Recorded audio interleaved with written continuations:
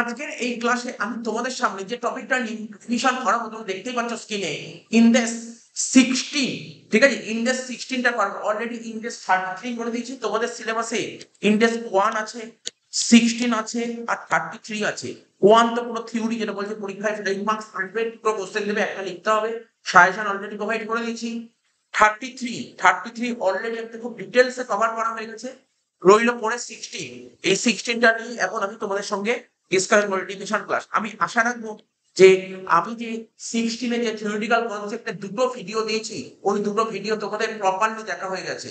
আমি বলবো যদি তোমাদের দেখা না হয়ে গিয়ে থাকে, তাহলে তোমরা আবার বলছো এই ভিডিওটা দেখার আগে ওই দুটো ভিডিও দেখে নাও, তাহলে বুঝতে একদম জলের মতন লাগবে, এতটাই ইজি।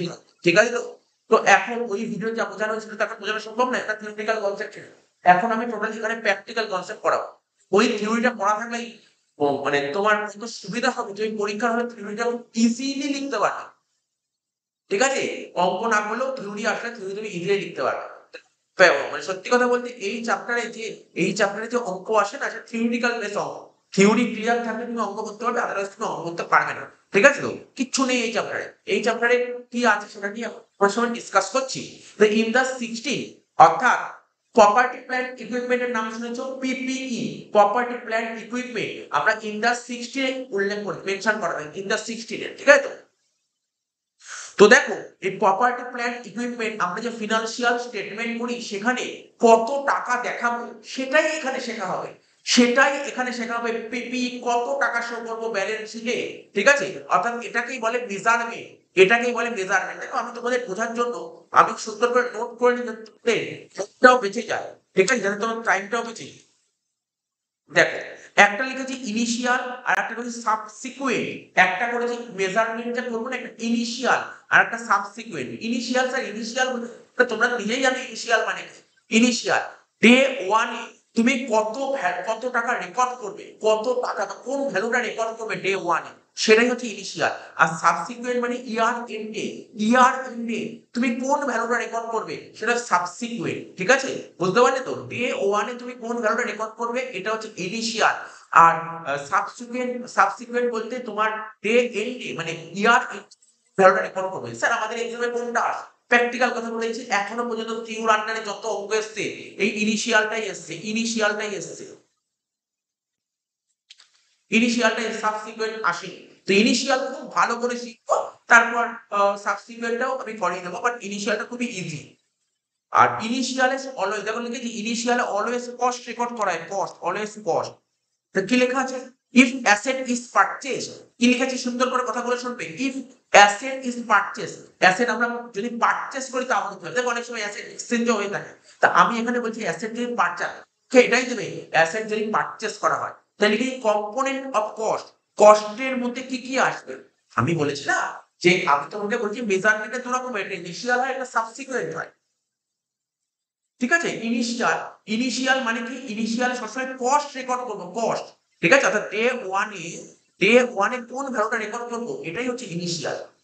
তো আমি বলতে চাইছি যে অ্যাসেট যদি পারচেস করা হয়, তাহলে অ্যাসেট পারচেস করতে একটা কস্ট হবে। তো ওই কস্টের মধ্যে কোন কোন কম্পোনেন্ট তুমি নেবে, এটাই আমি বলবো, এবং কোন কোন কম্পোনেন্ট নেবে না সেটাও বলবো। তো চলো, এর মধ্যে কোন কোন কম্পোনেন্ট নেবে দেখো আমি বলছি। কি লেখা আছে? Purchase price. কি লেখা আছে দেখো এখানে? পারচেস প্রাইস, অর্থাৎ তুমি যে পিপিটা কিনবে, প্রপার্টি প্ল্যান্ট বা মেশিন ফার্নিচার কিনবে, তার দামটা কত, পারচেস প্রাইসটা কত। ঠিক আছে তো? এর থেকে যদি দেখো তোমার অঙ্কের ট্রেড ডিসকাউন্ট দিয়েছে, ট্রেড ডিসকাউন্ট, ওটা তুমি মাইনাস করে দেবে করে যে ভ্যালুটা বেরিয়ে গেল, ওটা নেট প্রাইস হয়ে গেল, নেট প্রাইস। ঠিক আছে, প্লাস করবে নন রিফান্ডেবল ট্যাক্স। কি লেখা আছে? Non refundable tax. ঠিক আছে তো? ধরো কোনো একটা মেশিন কিনলে, মেশিনের দাম 100 টাকা। ঠিক আছে, এবার ওর উপর ধরো সরকার মানে 12% জিএসটি, কত হলো 12, তাহলে কত হলো 112 টাকা। এটা কি বললাম? এটা হচ্ছে তোমার আইটিসি অর্থাৎ ইনপুট ট্যাক্স এনি। ঠিক আছে, অর্থাৎ জিএসটি মানে আইটিসি লেখাচ্ছি, এটা বেটার ওয়ার্ড হবে জিএসটি। মনে করো 12% জিএসটি। ঠিক আছে, যদি আইটিসি এভেলেবেল থাকে, যদি ITC full form input tax credit যদি এভেলেবেল থাকে তাহলে তুমি 12 টাকা যোগ করতে পারবে না, ঠিক আছে? অর্থাৎ জিএসটি যোগ করবে না। কখন তুমি জিএসটি যোগ করতে পারবে? যদি আইটিসি নট এভেলেবেল থাকে। তো আইটিসি নট এভেলেবেল তার মানেই তো নন রিফান্ডেবল ট্যাক্স, ঠিক আছে? Non refundable tax. তো এটা তোমাকে মাথায় রাখতে হবে, পরীক্ষায় যখন অঙ্ক করবে অবশ্যই লিখে দেবে আইটিসি এভেলেবেল কি আইটিসি নট এভেলেবেল। যদি আইটিসি এভেলেবেল থাকে তাহলে কিন্তু কষ্টের মধ্যে আসবে না জিএসটি, আর যদি আইটিসি এভেলেবেল না থাকে তাহলে জিএসটি হলো। পরীক্ষা স্ক্রিনটা একবার এসেছিল এই পয়েন্টটা এবং আমার সাজেশনও আছে। এবার কষ্টের মধ্যে কোন কোন আইটেম আসবে? যদি খরচার নাম দেখো ব্র্যাকেটে লেখা আছে ডাইরেক্টলি অ্যাট্রিবিউটেবল এক্সপেন্সেস, ঠিক আছে? ডাইরেক্টলি অ্যাট্রিবিউটেবল এক্সপেন্সেস এরকম কোনো খরচা থাকে, ধরো কোনো খরচা লিখলো, খরচার ব্র্যাকেটে লিখে দিলো ডাইরেক্টলি অ্যাট্রিবিউটেবল এক্সপেন্সেস, তাহলে কিন্তু তুমি সেই খরচাটা পির কষ্টের মধ্যে নিয়ে নেবে। এই ডাইরেক্টলি অ্যাক্টিভেটেড ফাংশনকে রেডি টু ইউজ মানে মেশিনটাকে ইউজ করার জন্য তো খরচা মানে মেশিনটাকে রেডি করার জন্য যে খরচা করা হয়, ঠিক আছে? আচ্ছা, এর মধ্যে কি কি খরচা আসতে পারে, এর মধ্যে কষ্টের মধ্যে কি খরচা নিতে পারো একটু সুন্দর নোট করেছি, তুমি চিন্তা করো না এর বাইরে আর কোনো আইটেম আসবে না, শিওর এর বাইরে আইটেম পাবে না, এর মধ্যেই আইটেম থাকে। এমপ্লয়ি কস্ট যদি থাকে তুমি নিতে, কস্ট অফ সাইট, সাইটের খরচা এরকম বলে দেবে cost of sight, commission for acquisition, ঠিক আছে? তুমি যে এই অ্যাসেটটা কিনছো, এই তুমি যে এই অ্যাসেটটা কিনছো, অ্যাসেটটা কিনতে হয়তো তুমি নিজে কিনতে পারছো না, কাউকে দিয়ে অ্যাসেটটা কেনাচ্ছো, যাকে দিয়ে কেনাচ্ছো তাকে কমিশন দিতে হবে, ঠিক আছে? ডেলিভারি চার্জেস, ডেলিভারি চার্জেস না দিয়ে কখনো বলতে পারে ফ্রেট, ক্যারিজ এরকম নাম হতে পারে। ইনস্টলেশন, এই মেশিনটা ইনস্টলেশন করার জন্য যে খরচা। আচ্ছা, এবার যেটা খুব ইম্পর্টেন্ট পয়েন্ট দিচ্ছি, কস্ট অফ টেস্টিং। তো মেশিনটা টেস্টিং করতে গেলে কিছু খরচা হবে, মানে তো মেশিন টেস্টিং করতেই হবে। তো মেশিনটা তুমি যখন ফ্যাক্টরিতে ইনস্টল করবে টেস্টিং করতেই হবে। এবার টেস্টিং করতে কোনো খরচা হতে পারে, ঠিক আছে? এবার টেস্টিং করার সময় ওর মধ্যে কিছু ম্যাটেরিয়াল দিলে লেবার দিয়ে কাজকর্ম করানো হলো, কিছু টেস্টিং টেস্টিং হবে কি করে? তুমি তো কোনো প্রোডাক্ট দিয়ে তো করবে, টেস্ট দেখবে প্রোডাক্ট বেরোচ্ছে, তাই না? টেস্টিং যখন হবে, টেস্টিং করার পর তুমি তো কোনো একটা মেশিন কিনেছো, তো মেশিনও টেস্ট করতে হবে, তো তুমি দেখবে টেস্টিং করতে তুমি যে প্রোডাক্ট তৈরি করছো সেই প্রোডাক্টটা ঠিকঠাক বেরোচ্ছে কিনা, মানলাম প্রোডাক্টটা বেরোলো, এই টেস্টিং করতে খরচা হয়। আচ্ছা, কিন্তু এই যে খরচা করার পর যে প্রোডাক্ট তোমার ইনিশিয়ালি কিছু একটা প্রোডাক্ট বেরোলো, সেই প্রোডাক্টটা তুমি বেচে কিছু হয়তো দাম পেলে, কিছু হয়তো দাম পেলে, ধরো ধরো তোমার টেস্টিং এর খরচা হলো 100 টাকা, আর টেস্টিং করার পর যে প্রোডাক্টটা বেরোলো না ইনিশিয়াল স্টেজে, তুমি প্রোডাক্টটা বেরোলো, ওই প্রোডাক্টটা বেচে ধরো তুমি 20 টাকা কামাতে পারলে, তাহলে তোমার খরচা কত হলো? 100 টাকা দিয়ে বলছে খরচা, 20 টাকা তো ইনকাম হয়ে গেল, টাকাটা পেয়ে গেলে, তাহলে তোমার নেট খরচা কত হলো? 80 টাকা। এই 80 টাকা কিন্তু কষ্টের রেকর্ড করবে, এটা মাথায় রাখবে। এটা মাথায় রাখবে তুমি যখনই অঙ্ক করে হচ্ছে সবাই বলে কস্ট অফ টেস্টিং, কিন্তু এটাও মাথায় রাখবে যেটা বললাম,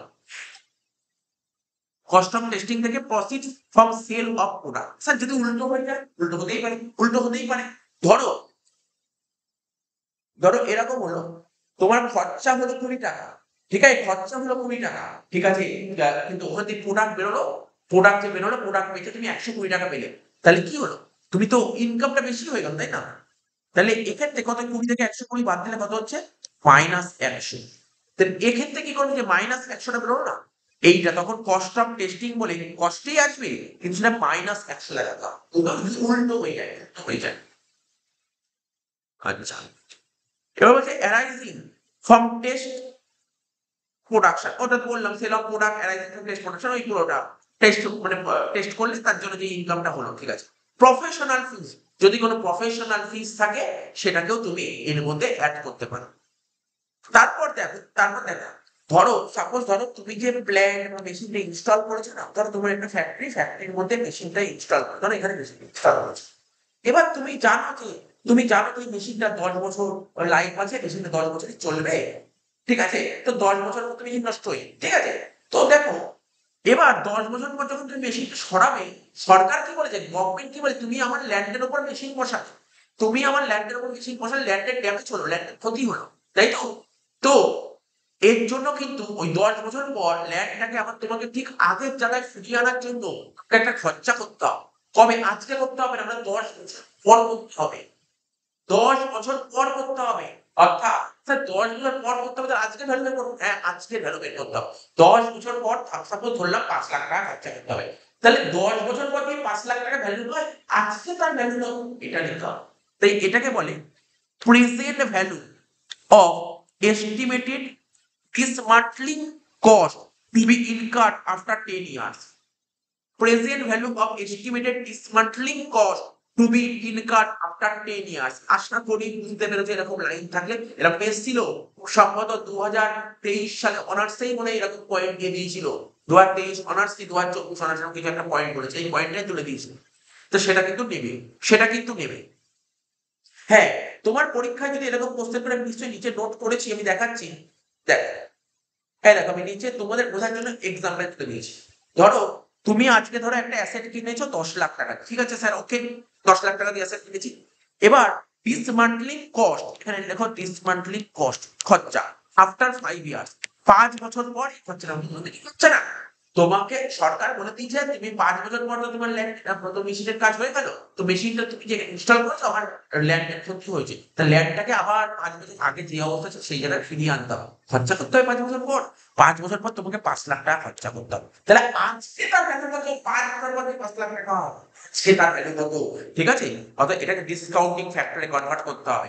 থাক, 5 বছর পর 5 লাখ টাকা মানে ফিউচারে যদি 5 লাখ টাকা হয়, তাহলে প্রেজেন্টে ভ্যালু কত, তাহলে কি করবে, এই 5 লাখ টাকার সঙ্গে পিবি ফ্যাক্টরটা গুণ করে দেবে, তাহলে তো অ্যান্সার বেরিয়ে যাবে। তাই দেখো আমি কি করেছি, পিপি কস্ট 10 লাখ টাকা, ঠিক আছে, এর সাথে যোগ করবো প্রেজেন্ট ভ্যালু অফ ডিসমান্টলিং কস্ট, তাহলে কত, 5 বছর পর 5 লাখ টাকা, তাহলে আজকের ভ্যালু কত, আজকের ভ্যালু কনভার্ট করবো। পিবি ফ্যাক্টরটা ধরো তোমার চলছে 10%, 10% আমরা শিখিয়েছিলাম কিভাবে ক্যালকুলেট করতে হয়, শিখিয়েছিলাম 100 ভাগ 110 লিখে ডবল ইনটু প্রেস করলে প্রথম বছর, ঠিক আছে, ইকুয়াল টু দ্বিতীয় বছর, তৃতীয় বছর, চতুর্থ বছর, পঞ্চম বছর করবে, বেরিয়ে যাবে এই রেটটা, বেরিয়ে যাবে, জানো এফএম করে এসছো জানো। তোমাদের টাইম ভ্যালু গণিতে শিখিয়েছি, তোমাদের ক্যাপিটাল বাইনারি শিখিয়েছি, এগুলো সব জানো, এখানে নতুন করে বলার দরকার। তাহলে এই দুটো গুণ করবো, গুণ করে যেটা বেরোবে 5 বছর পর 5 লাখ টাকা, 5 বছর পর খরচা করে 5 লাখ টাকা, আজকে তার ভ্যালু কত এই টাকা, আজকে তার ভ্যালু কত এই টাকা, তাহলে এই দুটো যোগ করবে, যোগ করে যেটা হয় 13,10,461, ঠিক না। এই ইন্ডাস 16 এ অনেক কনসেপ্ট আছে, শেখানোর মতন অনেক কনসেপ্ট জানা আছে, শেখানো যায়, কিন্তু এত কনসেপ্ট তোমাদের দেবে না, তোমাদের জাস্ট উপর উপর টাচ দিয়ে বেরিয়ে যাবে, ঠিক আছে। তো তো এই টাচের জন্য যেটুকু দরকার সেটুকু আমি জোর দিচ্ছি, ভালো করে জোর দিচ্ছি, এইগুলো খুব জরুরি। আচ্ছা, এর জন্য যেমন এটাই বললাম, এই জার্নাল দেবে না, এই জার্নাল দেবে না, তবুও আমি বলি জার্নালটা চুজ দেয়, তাহলে কি হতে পারে, পার্টিকুলার এইটুকু জার্নাল কি হতে পারে। তাহলে তোমার এই অবস্থায় জানি তোমার পিপির কস্ট বেরোলো কত, তুমি বইতে কত টাকা দেখাবে, ইনিশিয়াল ডে ওয়ানে কত টাকা শো করবে, ডে ওয়ানে তুমি পিপি ভ্যালু কত দেখাবে, এই টাকাটা দেখাবে 13,10,461 তুমি পিপি ভ্যালু দেখাবে, তাই তো। আর পিপি অ্যাসেট জানি, অ্যাসেট বাড়ছে, অ্যাসেটকে বাড়াতে গেলে কি করতে হয়, ডেবিট করতে হয়, ডেবিট করতে হয়, পিপি অ্যাকাউন্ট ডেবিট এত টাকা, ঠিক আছে। এইবার এইটা তোমার কিনতে খরচা হয়ে গেল, তাই না, এই যে তোমার মেশিনটা বা অ্যাসেটটা কিনে খরচা হচ্ছে, খরচা কত হচ্ছে 10 লাখ টাকা। এখন তুমি কিন্তু এখন তোমরা কিন্তু বলো না যে স্যার আপনি কেন 10 লাখ টাকা খরচা হচ্ছে বললেন, আপনার তো 13,10,461 কি বলেন, কি বোকার মতো অ্যান্সার হচ্ছে। তুমি এটা 13,10,461 কে আজকে খরচা হবে, আজকে তুমি মেটেরিয়াল আজকে 10 লাখ টাকা খরচা হবে, তোমাকে 5 লাখ টাকা পেমেন্ট করতে হবে 5 দিন পর, অর্থাৎ এই যে এই টাকাটা তোমাকে আজকে করতে হবে না, বোঝার চেষ্টা করো, বোঝার চেষ্টা করো, কিন্তু আজকে পেমেন্ট করতে হবে না, 5 দিন পর পেমেন্ট করতে হবে। এই যে আজকের ভ্যালু এই টাকাটা, এটা তো আজ পেমেন্ট করতে হবে, পরে পেমেন্ট করতে হবে, আজ তো তোমাকে 10 লাখ টাকা পেমেন্ট করতে হবে, অর্থাৎ এই 3,10,461 ফিউচার ভ্যালু 5 লাখ টাকা, এই 5 লাখ টাকা তোমাকে ফিউচারে পেমেন্ট করতে হবে, আজ তো পেমেন্ট করতে হবে না, তাহলে আজ পেমেন্ট করছে কত, 10 লাখ টাকা, বাকি যে 3,10,461 এইটাকে এর জন্য আমরা প্রভিশন ক্রিয়েট করবো, আর আমরা জানি প্রভিশন ক্রিয়েট করলে প্রভিশন ক্রিয়েট করা মানে লাইবিলিটি ক্রিয়েট করা, লাইবিলিটিকে বাড়াতে গেলে কেইন করতে হয়, তাই আমরা কেইন করলাম 3,10,461 কি লিখবো, to provision for this monthly charges, ঠিক আছে। এবার এবার অনেকে জিজ্ঞাসা করবেন স্যার, যদিও আমাদের সিলেবাসে নেই, কিন্তু আমাদের যে যত বিকমে যে 6 সেমিস্টার বই আছে কোনো বইতে এটা সিএ বা সিএমএ যারা পড়ে তাদের তো আছে, ওদের দেখাতে হয় এই যে 3,10,461 যে টাকাটা হলো না, 5 বছর মধ্যে 5 লাখ টাকা, কি করে 5 লাখ টাকা হবে ওটা দেখা যায় একটা টেবিল চার্ট করে, বাট তোমাদের নেই, আমি এই জন্য আমি করিনি, এই জন্য আমি করিনি। আচ্ছা বললাম, তাহলে বলে দিলাম ব্যাপারটা। এবার এছাড়া কি আসে, লোডিং খরচা থাকলে আসবে, আনলোডিং আসবে, ট্যাগিং চার্জেস, এগুলো থাকলে সবাই তাহলে দেখে নাও কিন্তু ভালো করে কি কি আসবে। থিওরিও আসতে পারে, দেখো বলতে পারি যে পিপির মধ্যে কোন কোন আইটেম ইনক্লুড করবো।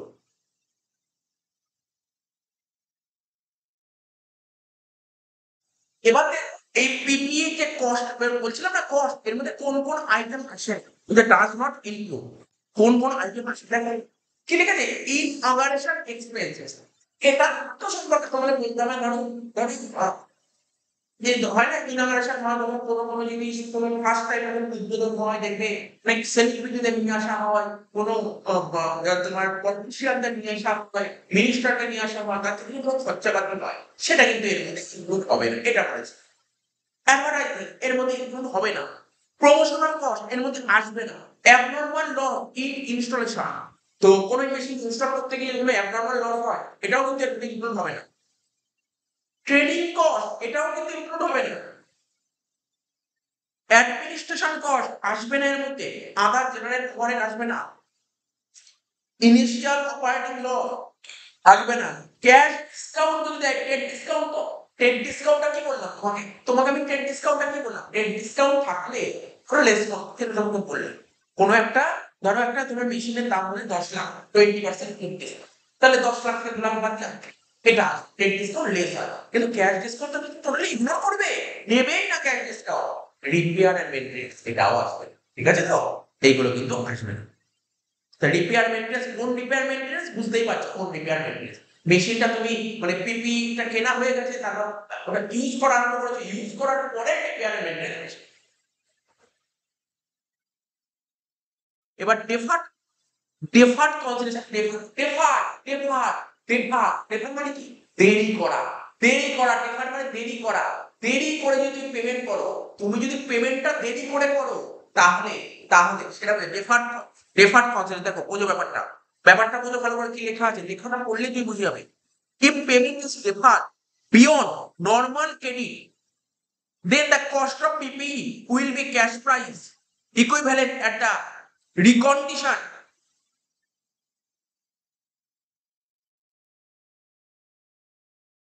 রিকগনিশন ডেট, ঠিক আছে তো। তো এখানে বলছি যে পেমেন্টটা যদি, if payment is deferred beyond normal 8 terms, suppose ধরো, ধরো ল্যাপটপটা, ধরো ল্যাপটপটা আজকে ধরো ল্যাপটপ কিনতে গেছে, ল্যাপটপ কিনতে গেছে, তো ল্যাপটপটার দাম জিজ্ঞাসা করলাম কত, বললো 80,000, ক্যাশে দিচ্ছি, ক্যাশে দিচ্ছে 80,000, যদি এটাই যদি ধারে নিই, ধারে নিই মানে কি জানো, ইএমআই কিনি 1 বছর পর পেমেন্ট করবো, ওই 80,000 টাকায় দেখা গেল 90,000 টাকা হয়ে গেল, তাই তো। অর্থাৎ এই যে 10,000 টাকা এক্সট্রা যাচ্ছে, এটা কিন্তু আসবে না, কিন্তু এটা আসবে বলতে 80,000 টাকায় কিন্তু কস্টের মধ্যে ইনক্লুড হবে, এটা পরিষ্কার হয়ে বলে দিচ্ছে। তো বলছে if payment is deferred beyond the normal credit terms, then the cost of PPE will be cash price equivalent at the recognition date. তো এটা তোমাকে মাথায় রাখতে হবে, এটা তোমাকে মাথায় রাখতে হবে, এবং সুন্দরভাবে ক্লিয়ার করো ব্যাপারটা, ব্যাপারটা ক্লিয়ার যদি এত কাল দেবে তোমরা বলে দিন, তোমায় বলে দেবো লাইনটার মানে কি, তোমাকে বলছি তুমি ধরো আজকে ধরো প্রায় তুমি ক্যাশ দাও, আই তোমার অ্যাকাউন্ট 10 পেয়ে গেছে, কিন্তু এভাবে তুমি ধারে বা ইএমআই থেকে তুমি 1,10,000 টাকা মানে 1,20,000-25,000 টাকা চলে যাবে, ঠিক আছে। তার মানে এই যে এক্সট্রা যে 10 থেকে 25, এক্সট্রা 15,000 টাকা গেল, এটা হচ্ছে তোমার দেরি করে পেমেন্ট করেছো বলে তোমার থেকে এক্সট্রা চার্জ, ঠিক আছে, ইন্টারেস্ট, এই ইন্টারেস্টটা কিন্তু তোমার পিপি এর মধ্যে আসবে না, এখানে এটাই লেখা আছে। Difference between the cash price and recognition, recognition হবে, ঠিক আছে, difference between cash price and recognition date and total payment is recognized as interest expenses over the credit period, মানে কোন কথা তুমি বুঝতে পেরেছো, তুমি দেরি করে পেমেন্ট করো তার মানে যদি ইন্টারেস্ট থাকে সেটা কিন্তু এতে নেওয়া যাবে।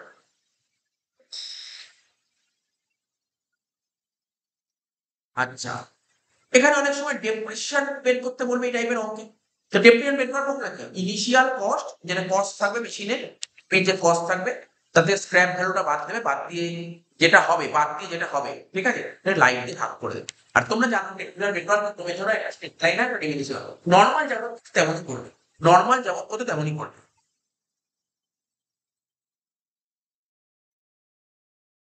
দেখো ছোট্ট একটা অঙ্ক তোমার সামনে তুলে ধরেছি যাতে তোমার কোনো বুঝতে অসুবিধা না হয়, একটা সুন্দর সুন্দর অঙ্ক তোমার সামনে আমি তুলে ধরেছি।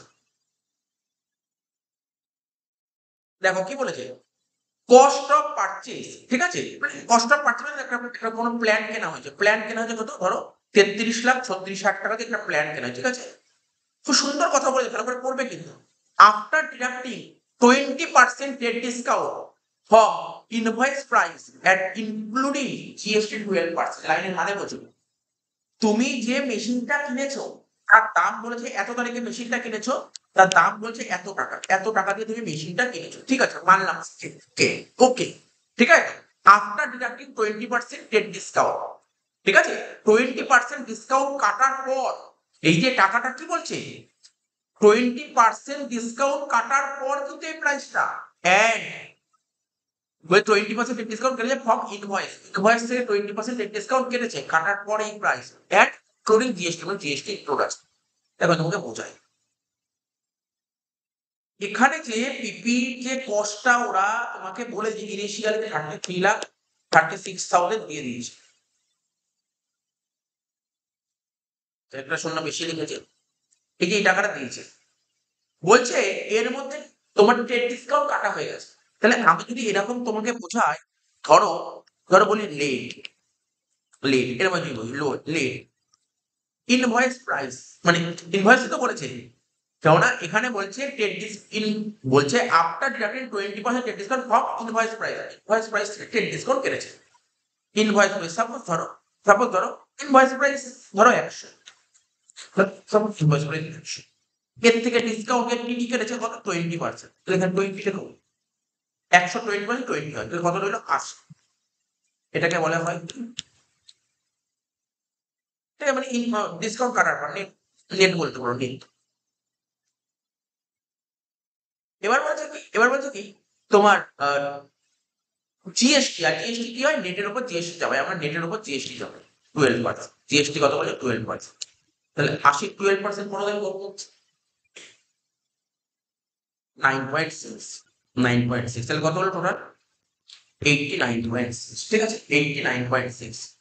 তাহলে দেখো তাহলে দেখো এখানে কি বলছে, এখানে বলেছে টোটাল বলেছে 33,36,000, তাহলে 33,36,000 এটা কার সমান, এটা হচ্ছে পুরো 89.6 এর সমান, তাহলে আমার 100 এর সমান,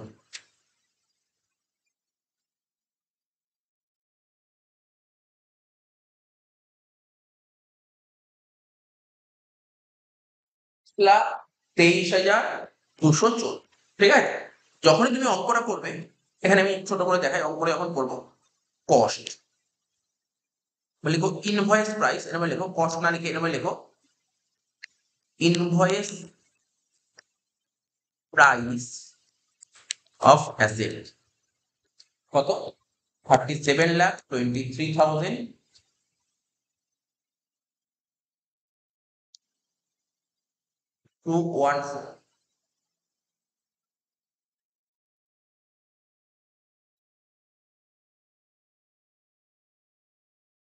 এবার এর থেকে বাদ দেবো ট্রেড ডিসকাউন্ট,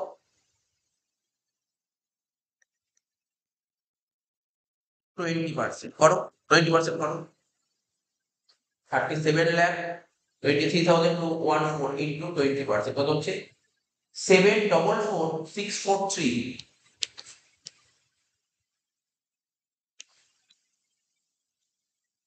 বাদ দাও,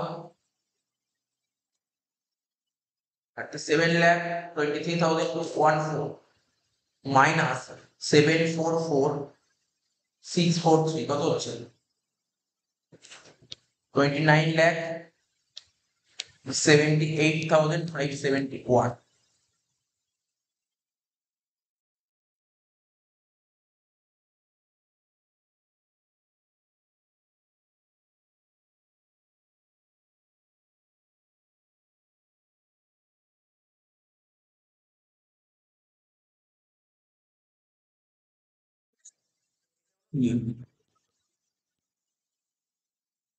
এর মধ্যে জিএসটি অ্যাড করবো না, কেন জিএসটি অ্যাড করবো না দেখো বলে দিয়েছিল কোথাও,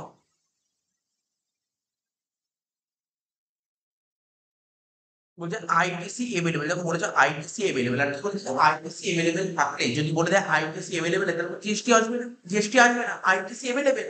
যদি আইটিসি এভেলেবেল থাকে তাহলে জিএসটি এর সঙ্গে অ্যাড করবো, ঠিক আছে, এটা তোমাকে মাথায় রাখতে হবে, ঠিক আছে, এই কারণে জিএসটি অ্যাড করলাম।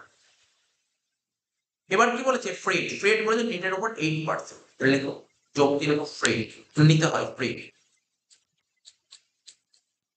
29,78,571 এর উপর 8% করে দাও, 29,78,571 এর উপর 8% কত হচ্ছে 238,286। আর কিছু আছে না, আসে না কিছু, যোগ করে দাও।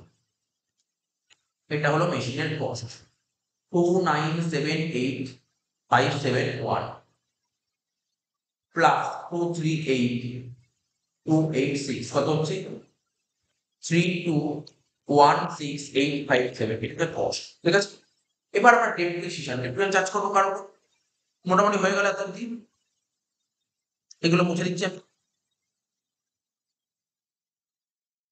ডেপ্রিসিয়েশন বের করার ফর্মুলা কি তোমরা জানো প্রত্যেকে, cost minus scrap divide by life, cost 32,16,800 টাকা,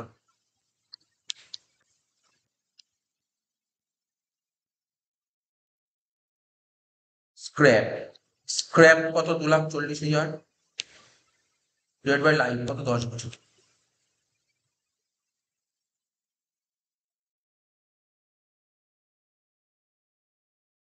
297,686, 297,686 হলো তো। এবার কখনো কখনো যদি তোমার পরীক্ষায় ক্যারিং অ্যামাউন্ট বলে কিছু পাও, ক্যারিং অ্যামাউন্ট যদি বলে না ক্যারিং অ্যামাউন্ট কি কি, এই টার্মটা যদি নতুন লাগে তোমার, তাহলে ক্যারিং অ্যামাউন্ট কিছুই সিম্পল জিনিস, কস্ট যেটা ছিল তার থেকে তুমি ডেপ্রিসিয়েশন বাদ দেবে, বাদ দিয়ে যেটা বেরোয় না তাকে বলা হয় ডিফারেন্ট, তোমরা এটা বলতে রিটেন ডাউন ভ্যালু বা বুক ভ্যালু, ওটাকে বলা হয় ক্যারিং অ্যামাউন্ট, ওটাকেই বলা হয় তোমার ক্যারিং অ্যামাউন্ট।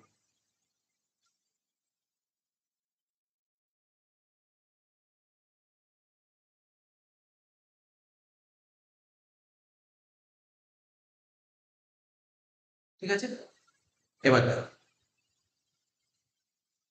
এবার আমাদের সাজেশনে কি কি অঙ্ক দেওয়া আছে সেগুলো একটু ফোকাস করে দিই তোমাদেরকে।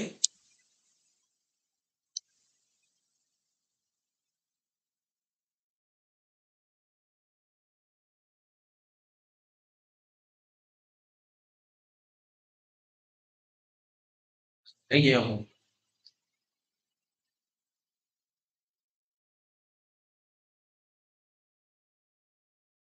বলছে ABC Limited is installing a new plant at its factory to increase its production capacity. It has incurred the following cost.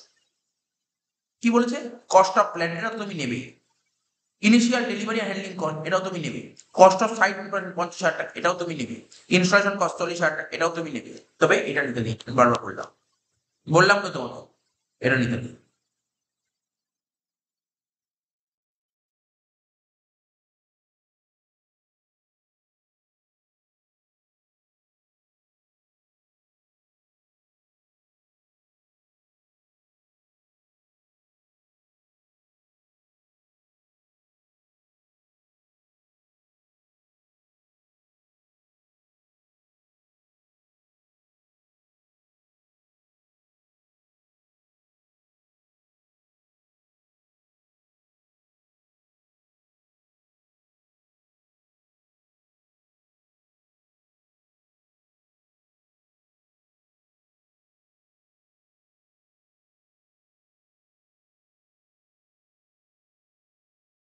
বললাম লাস্টের পয়েন্টটা নেবে না, নেবো, তাহলে দেখো কত করে হচ্ছে, তাহলে দেখো অঙ্কটা যখন করবো কিভাবে করবো এটাও দেখিয়ে দিই তোমাকে।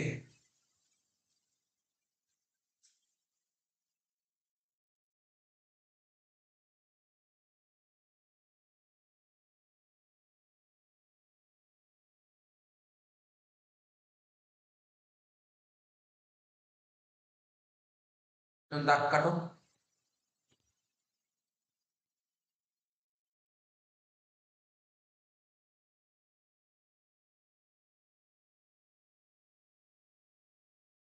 কি বলেছে? কস্ট অফ প্ল্যান্ট 10,30,000 লেখো। Cost of plant 10,30,000। তারপর initial delivery and handling cost,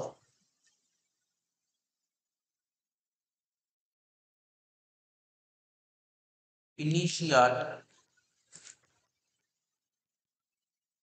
delivery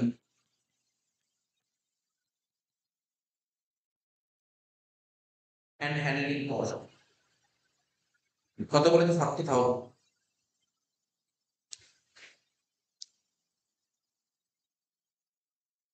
cost of sight preparation 50,000।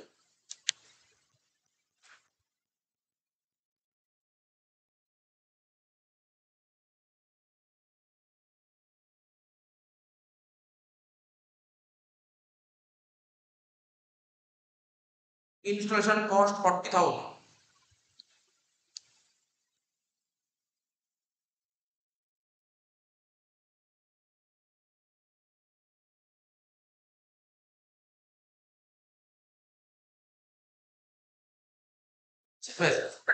Advance আসবেন আগেই বলি, যোগ করো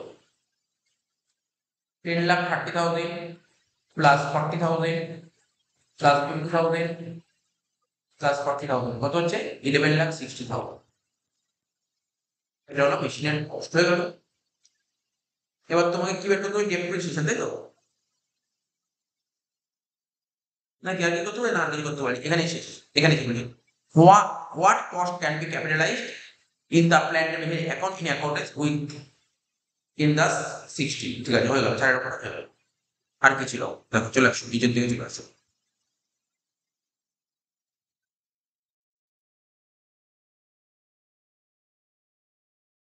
এই অঙ্কটা করো, একের অঙ্কটা বলছে ABC limited is installing a new plant at its production facility. It has incurred the following cost. Cost of plant purchase less state discount, state discount বাদ দেওয়া আছে, ঠিক আছে, কোনো সমস্যা নেই। 2,00,000 টাকা নেই। ডেলিভারি হ্যান্ডলিং কস্ট আসে, লিখবো। GST paid, input tax paid available, ITC available, ITC available থাকলে জিএসটি দিতে নেই, এটা নেবো না। 24,000 তুমি নেবে। কস্ট অফ সাইট প্রিপারেশন নেবো, যোগ করলাম। Interest charge by supplier for deferred payment, দেরি করে পেমেন্ট করবো বলে ইন্টারেস্ট চার্জ করেছে, এটা নিতে নেই। বারবার বললাম এটা নিতে নেই, নিতে নেই কিন্তু এটা। ট্রেনিং কস্ট, ট্রেনিং কস্ট কিন্তু আসে না, এই বলেছি ট্রেনিং কস্ট আসে না। ট্রেনিং কস্ট আসে না, আর বলি ব্যাকে বলে নট ডাইরেক্টলি অ্যাক্টিভিটি, এটা হয়। দুটো পয়েন্ট আসে না। তাহলে চলো অঙ্কটা করে দাও,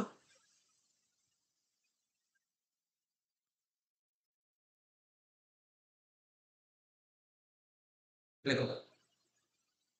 cost of plan purchase less state discount,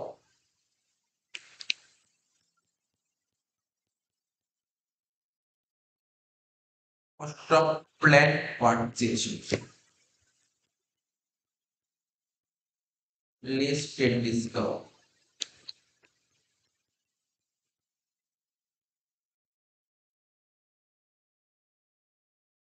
কত? 2,00,000 টাকা।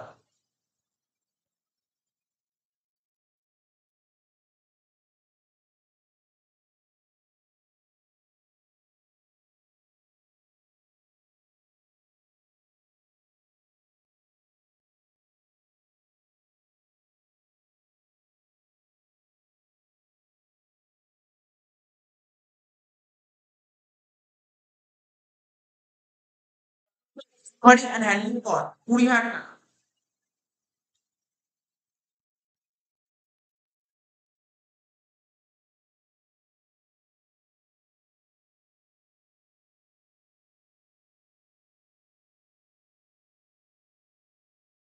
তারপর জিএসটি পেড তো আসে না, বললাম, এটা বললাম, বলে দিয়েছি আসে না। কস্ট অফ সাইট প্রিপারেশন 15,000 টাকা লাগে।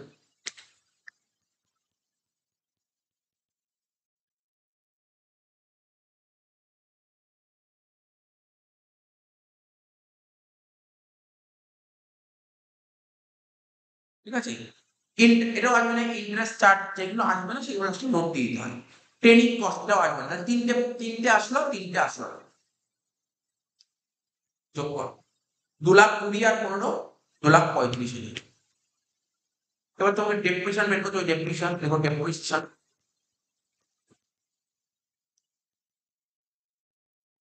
Cost minus scrap divide by life.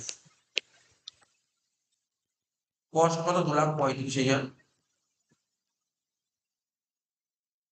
Minus scrap. Scrap value ছিল ওকে, হ্যাঁ স্ক্র্যাপ ভ্যালু লাস্টে বলেছিল, রেসিডুয়াল ভ্যালু আর একটা স্ক্র্যাপ ভ্যালু 12,000। আর লাইফ কত বলেছে 5। 2,35,000 থেকে যদি 12,000 বাদ দিই, পড়ে যেটা হচ্ছে ডিভাইড বাই 5, কত হচ্ছে 44,600। এটা বলে তোমার ডেপ্রিসিয়েশন। ঠিক আছে, কি বের করতে বলেছেন? এই দেখো, calculate the amount of capitalised. তাহলে এটাকে লিখবে অ্যামাউন্ট টু বি ক্যাপিটালাইজড। আর কি বের করতে বলেছিল? বলেছিল অ্যামাউন্ট অফ ডেপ্রিসিয়েশন, বের করে দিলে হয়ে গেল। পরে পরে আমরা অ্যান্সার করেই দিয়েছি, এখানে দেখে বলে দিচ্ছি, অ্যান্সার করাই আছে। কস্ট অফ প্ল্যান্ট বলছে cost of supplier invoice plus tax. Tax plus করা আছে, ট্যাক্স প্লাস কখন করবে? ট্যাক্স প্লাস কখন করবে? যদি আইটিসি নট অ্যাভেলেবেল থাকে। ঠিক আছে, তার মানে আমি ধরে নিতে পারি এখানে ITC not available, ITC available নেই। অ্যাডজাস্টমেন্ট দিয়েছে না, কোনো অ্যাডজাস্টমেন্ট দেয়, তার মানে ধরে নিচ্ছে আইটিসি অ্যাভেলেবেল নেই, তাই নিয়ে দিয়েছি। আর তোমার হাতে তো কোনো অপশন নেই, আইটিসি ধরো তুমি মনে করলে আইটিসি নট অ্যাভেলেবেল, তাহলে তোমাকে তো জানতে হবে যে দিয়ে এখানে ট্যাক্সের অ্যামাউন্টটা কত, তুমি সেটা জানো, তুমি সেটা জানো না।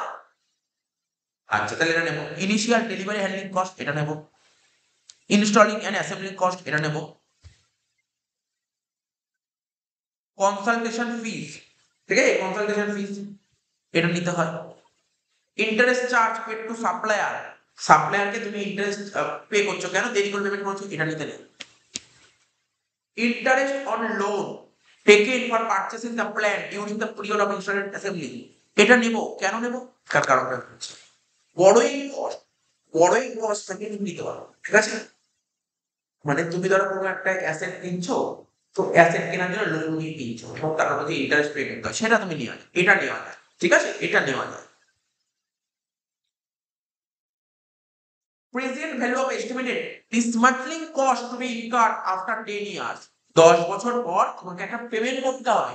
আজকে তার প্রেজেন্ট ভ্যালু আমি কিছুক্ষণ আগে বললাম, ওটা করে দেখা করে হয়, করে দিয়েছি, তা তো চিন্তা নেই, 3 লাখ টাকা ডাইরেক্ট আমাদের ওইগুলো প্রফেশনাল কোর্সে দেখতে হয়, আর আমাদের তো করেই দেবে। ঠিক আছে তো। আর operating losses before commercial production এটা আসে না। তুমি বুঝতে পারছো? দেখো অ্যান্সারটা দেখে নাও, এখানে করা আছে, করা আছে, তুমি দেখে বুঝতে পারবে, কিছু বোঝানোর কিছু নেই, এটা তুমি বুঝেই গেছো। নেক্সট কোশ্চেন দেখো, বলছি X unit started construction of a building for its own use on 1st April 2020, the following cost are income. Purchase price of land এটা তুমি নিয়ে নেবে, stamp duty and legal fee এটাও নেবে তুমি, 2,10,000 এটাও নেবে, এই খরচাটাও তোমার নিয়ে নিতে পারবে, অসুবিধা নেই। সাইট প্রিপারেশন এটাও আসবে। ঠিক আছে,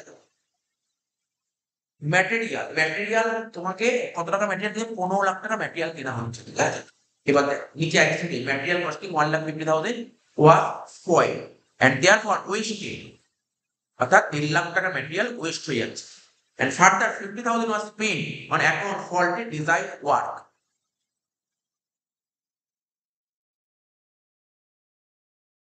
ঠিক আছে, তুমি 15 লাখ টাকা ম্যাটেরিয়াল, 3 লাখ টাকা ম্যাটেরিয়াল স্পয়েল হচ্ছে, দেয়ার ফর ওয়েস্ট, তার মানে এটা ক্যান্সেল হয়ে যাবে। অর্থাৎ 15 লাখ টাকা যে ম্যাটেরিয়াল কেনা হয়েছে, তার মানে 1.5 লাখ টাকা ম্যাটেরিয়াল হচ্ছে, 15 লাখ থেকে 1.5 লাখ কত, 13,50,000 টাকা, 13,50,000 টাকা।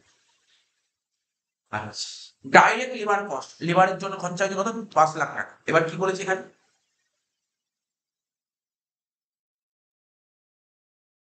যে further 50,000 was spent on account faulty design work।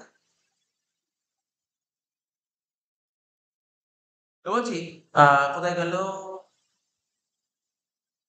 as a result of this problem, work on the building was stopped and 2 weeks during December 2020, and it was estimated 30,000 of the labor cost related to that period। ওই সময়ে 30,000 টাকা labour ছিল। Total 5 lakh টাকার মধ্যে 30 ওই সময় labour বাদ দাও, তাহলে কত হচ্ছে 4,70,000। জেনারেল ওভার এটা আসে না। তারপর interest paid to supply direct payment এটাও আসে না। তাহলে হয়ে গেল। এখন বুঝতে পারছো টোটাল ভাবে 51 লাখ টাইম।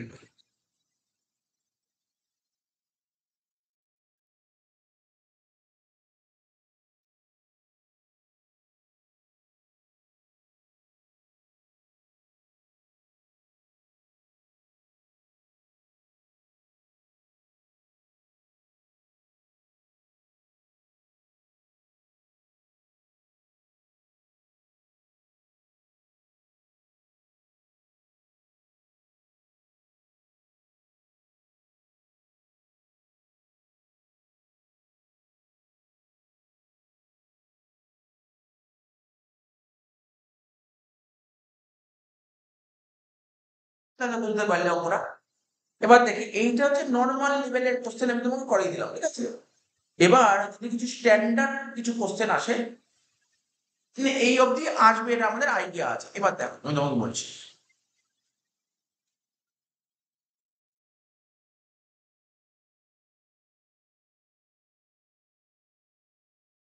এটা আমি তোমাকে বোঝালাম ইনিশিয়াল, ইনিশিয়ালটা বোঝালাম, আর এতদিন সিউডি ইনিশিয়ালি এস, ঠিক আছে। সাবসিকুয়েন্ট আসে, যদি সাবসিকুয়েন্ট আসে তখন কি করবে, আসার চান্স খুব কম, তো আমি সাবসিকুয়েন্টটা বলে দিচ্ছি। সাবসিকুয়েন্ট মেজারমেন্ট, ঠিক আছে। অর্থাৎ আমি তো বললাম প্রতি বছর তুমি কত টাকা রেকর্ড করবে, প্রতি বছর বইতে প্রতি বছর কত রেকর্ড করবে, ইনিশিয়ালে কত রেকর্ড করবে এটা আমি তোমাকে এতক্ষণ বললাম, ঠিক আছে। কিন্তু সাবসিকুয়েন্ট মেজারমেন্ট কি করে করবো এটাই শেখো। অর্থাৎ এভরি ইয়ার কোন ভ্যালুটা তুমি রেকর্ড করো, এর জন্য দুটো মডেল তোমার কাছে আছে। একটা হচ্ছে তোমার কস্ট মডেল, আর একটা হচ্ছে রিভ্যালুয়েশন মডেল। স্যার কোন মডেলটা করতে হবে, দেখো এটা ডিপেন্ড করে কোম্পানির উপর, কোম্পানি যেটা বলবে সেটাই করতে হবে। কস্ট মডেল করতে পারে আবার রিভ্যালুয়েশন মডেল করতে পারে, ঠিক আছে। তো দেখো কস্ট মডেলের নিয়মটা কি হচ্ছে, কস্ট থেকে অ্যাকুমুলেটেড ডেপ্রিসিয়েশন বার হচ্ছে। এটা অ্যাকুমুলেটেড ডেপ্রিসিয়েশন তোমরা ক্লাস 11 থেকে শুনে আসছো, অ্যাকুমুলেটেড ডেপ্রিসিয়েশন। আজকে ধরো আমরা তো ফান্ড ফ্লো ক্যাশ ফ্লো তো পেয়েছি কথাটা, অ্যাকুমুলেটেড ডেপ্রিসিয়েশন দিয়ে এই নামটা কিছু তোমাদের কাছে নতুন নয়, তোমরা জানো, তাই না। তাহলে কস্ট থেকে অ্যাকুমুলেটেড ডেপ্রিসিয়েশন বাদ দেবো, বাদ দেওয়ার পর তার থেকে মাইনাস করবো ইম্পেয়ারমেন্ট লসেস, ঠিক আছে। ইম্পেয়ারমেন্ট লসেস ইন্ডেক্স 36 এ উল্লেখ আছে। তার মানে স্যার ইন্ডেক্স 36 আপনাদের নেই, একদম 36 নেই। তবে তোমার পরীক্ষায় যদি ইম্পেয়ারমেন্ট লস বলে তখনই ওটা লেস করবে, আদারওয়াইজ তো করার দরকার এটা থাকার চান্সই নেই। মানে এটার অনেক বড় ক্যালকুলেশন আছে, ইন্ডেক্স 36 এ আছে ক্যালকুলেশন। এই 36 স্ট্যান্ডার্ডটা তোমাদের নেই, এই স্ট্যান্ডার্ডটা তোমাদের নেই। খুব জরুরি পরীক্ষা যদি কোশ্চেন করো তখন শুধু ইম্পেয়ারমেন্ট লস হবে, এর চেয়ে বেশি কিছু তোমাকে বলবে না। তো তাও সিলেবাসে না, তাই না, ইম্পেয়ারমেন্ট লস। তাহলে এটা হচ্ছে কস্ট মডেল বের করার প্রবলেম ছিল। আজকে ডিভ্যালুয়েশন মডেল বলে এটা বের করার ফর্মুলা কি, fair value on the date of devaluation. Devaluation ডেটে ফেয়ার ভ্যালু কত ছিল, তার থেকে মাইনাস করতে হবে সাবসিকুয়েন্ট অ্যাকুমুলেটেড ডেপ্রিসিয়েশন, আর মাইনাস করতে হবে সাবসিকুয়েন্ট ইম্পেয়ারমেন্ট লস। ঠিক আছে, তো কিছুই বুঝতে পারলে না, এই একটা ডেটা, তাহলে আমার মনে হয় বেটার ডেটা দিয়ে বোঝালে, ডেটা দিয়ে মানে ফিগার দিয়ে বোঝালে কস্ট মডেল হচ্ছে মনে হয়। ধরো ডে ওয়ান, ধরো তোমার সামনে বলে দিয়ে ডে ওয়ান, ঠিক আছে। ডে ওয়ানে কি আছে, ডে ওয়ান মানে যেদিন তুমি কিনছো পিপি, যেদিন পিপি কিনছো 10 লাখ টাকা, পিপির দাম ছিল 10 লাখ, এবং মনে করা হচ্ছে তুমি এই পিপিটা 10 বছর ব্যবহার করতে পারবে, 10 বছর ব্যবহার করতে পারবে। আর তোমাকে বলে দিয়েছিল কি ডেপ্রিসিয়েশন করতে স্ট্রেট লাইন মেথড। তুমি ভাবো না 10 লাখ টাকা মেশিনের দাম আর লাইফ 10 বছর, তাহলে এক এক বছর ডেপ্রিসিয়েশন কত করেছে 1 লাখ, ডেপ্রিসিয়েশন কত করেছে 1 লাখ টাকা। অর্থাৎ তুমি প্রথম বছরে কত ডেপ্রিসিয়েশন দেখাবে 1 লাখ টাকা, স্যার ঠিক আছে, ক্লিয়ার, ক্লিয়ার তো। 10 লাখ টাকা তুমি অ্যাসেট পারচেজ করেছো, 1 লাখ টাকা ডেপ্রিসিয়েশন হয়েছে, তাহলে এখন প্রথম বছরের শেষে তোমার ভ্যালু কত হবে 9 লাখ টাকা। এটাকে কি বলে, স্যার আমরা যখন অ্যাকাউন্টেন্সি করতো আমরা এটাকে বুক ভ্যালু বা রিটেন ডাউন ভ্যালু বলতাম, আর ওই বুক ভ্যালু বা রিটেন ডাউন ভ্যালুরই আর একটা নাম ক্যারি অ্যামাউন্ট, ঠিক আছে, ক্যারি অ্যামাউন্ট, ঠিক আছে, এটাকে ক্যারি অ্যামাউন্ট। 10 লাখ থেকে 1 লাখ বাদ দিয়ে 9 লাখ টাকা হলো প্রথম বছর শেষে, এটাকে বলা হয় ক্যারি।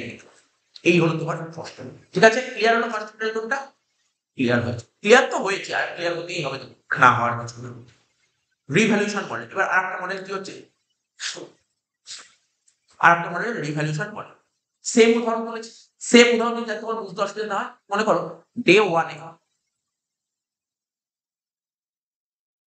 তুমি ধরো পিপি কিনেছো, কত টাকা দিয়ে পিপি কিনেছো? 10 লাখ টাকা দিয়ে তুমি পিপি কিনেছো, ঠিক আছে? মনে করা হচ্ছে লাইভ 10, মনে করা হচ্ছে কত? লাইভ 10। প্রথম বছরে লাইভ 10 বছর, 10 বছরে 10 লাখ টাকা স্ট্রেট লাইন মেথড হওয়ার ফলে এক কত হচ্ছে? 1 লাখ টাকা করে। 10 লাখ থেকে 1 লাখ বাদ দাও, কত হচ্ছে? 9 লাখ টাকা। এটা হচ্ছে ক্যারিয়ার, প্রথম বছরের শেষ ক্যারিয়ার, ঠিক আছে? ঠিক আছে, প্রথম বছরের শেষ ক্যারিয়ার, এটা হচ্ছে প্রথম বছরের শেষ ক্যারিয়ার। এবার দেখো, এবার কি হচ্ছে? এবার কি হচ্ছে? আমি রিভ্যালুয়েশন করতে চাইছি, মানে আমি ভ্যালুয়েশন করতে চাইছি, আমার যে পিপি আছে পিপি ভ্যালুয়েশন করতে চাইছি, বুঝেছো? ভ্যালুয়েশন করতে চাইছি। তো ভ্যালুয়েশন করতে গিয়ে দেখলাম আমার যে পিপি ছিল আজকের দিনে মার্কেটে তার দাম কত? প্রথম বছরের শেষে মার্কেটের দাম কত? 12 লাখ। ঠিক আছে? প্রথম বছরের শেষে আমার কাছে যে পিপি পড়ে আছে তার মার্কেটের দাম হচ্ছে 12 লাখ টাকা। আর আমি হিসাব করে দেখতে পাচ্ছি কি আজকের দিনে দাঁড়িয়ে আমার মানে আমার কাছে ভ্যালু কত দাঁড়াচ্ছে? ভ্যালু যেটাকে বলে বুক ভ্যালু হচ্ছে তোমার কত? 9 লাখ টাকা। তার মানে আমার কাছে যে অ্যাসেটটা তার ভ্যালু 9 লাখ, কিন্তু এই অ্যাসেটটাই আজকে মার্কেটের দাম 12 লাখ। তাহলে আমার কাছে এটা লাভ হলো না লস হলো?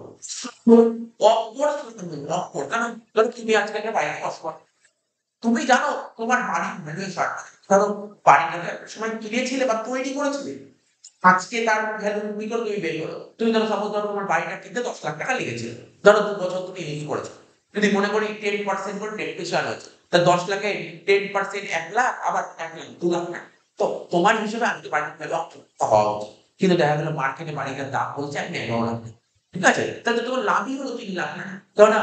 তোমার 8 লাখ টাকার বাড়ি যদি আজকে বেচো তুমি 11 লাখ টাকা, 3 লাখ টাকা তুমি লাভ হচ্ছে না। তো এটা নর্মাল নর্মাল কথা বলি, একদম নর্মাল কথা বললাম, তোমরা জানো।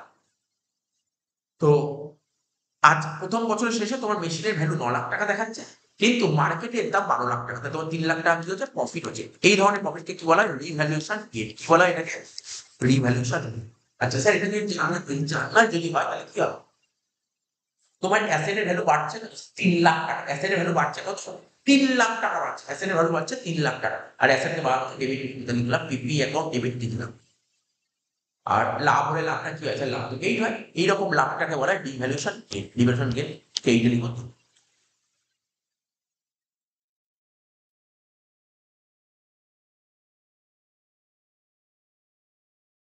ঠিক আছে? তো তাহলে তাহলে তুমি বলো, তাহলে প্রথম বছরের শেষে প্রথম বছরে গিয়ে তুমি তুমি তোমার রিভ্যালুয়েশন করে ফেললে, ঠিক আছে?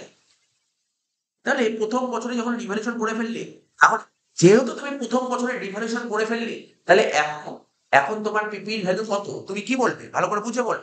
প্রথম বছরের শেষে তুমি যখন রিভ্যালুয়েশন করবে তোমার এখন পিপি ভ্যালু কত? 9 লাখ টাকা বলবে না 12 লাখ? এটাই কিন্তু বুঝতে হবে। এখানে এই স্ট্যান্ডার্ড এটা বলেছে, তুমি প্রথম বছরের শেষে যখন রিভ্যালুয়েশন করলে, যেহেতু তুমি রিভ্যালুয়েশন করে ফেললে, তখন এখন তোমার অ্যাসেট বলা হবে আর 9 লাখ বলা হবে না। এখন অ্যাসেটের ভ্যালু 12 লাখ টাকা হয়ে গেল, এটা তো মাথায় রাখবে। এখন অ্যাসেটের ভ্যালু হয়ে গেল 12 লাখ টাকা। তাই লিখলাম রিভাইস ক্যারিং অ্যামাউন্ট অফ পিপি 12 লাখ। 12 লাখ টাকা, 9 লাখ না, 9 লাখ না, 9 লাখ বললে হবে না। তাই লিখে লিখিও রিভাইস ক্যারিং অ্যামাউন্ট অফ পিপি 12 লাখ টাকা। তাহলে এই 12 লাখ টাকা বছর ধরে ব্যবহার করতে পারে, বাকি 9 বছর। ক বছর ব্যবহার করতে পারে? বাকি 9 বছরে 12 লাখ টাকা, বাকি 9 বছর ব্যবহার। কেন? তোমার তো মেশিনের লাইফ 10 বছর, তার মধ্যে 1 বছর ইউজ করে ফেলেছে, তাই বাকি 9 বছর। তাই বাকি 9 বছর ইউজ করতে পারে। তাহলে সেকেন্ড ইয়ারে তোমার ক্যাপিটাল কত হবে? তো 12 লাখ টাকা তুমি 9 বছরে ইউজ করো, 12 লাখ টাকা যদি 9 বছরে ইউজ করো, তাহলে এক এক বছর হচ্ছে। ধরো আমি এখানে বলছি সেকেন্ড ইয়ারের ডেপ্রিসিয়েশন, এখানে বলছি কি সেকেন্ড ইয়ার ডেপ্রিসিয়েশন। তো 12 লাখ টাকা যদি 9 বছরে ব্যবহার করো, তাহলে এক এক বছরে কত করে হচ্ছে? স্যার 12 লাখ বাই 9 ইন্টু 1 কত হচ্ছে? 1,33,333। তো 12 লাখ থেকে 1,33,333 বাদ দিলে কত হচ্ছে?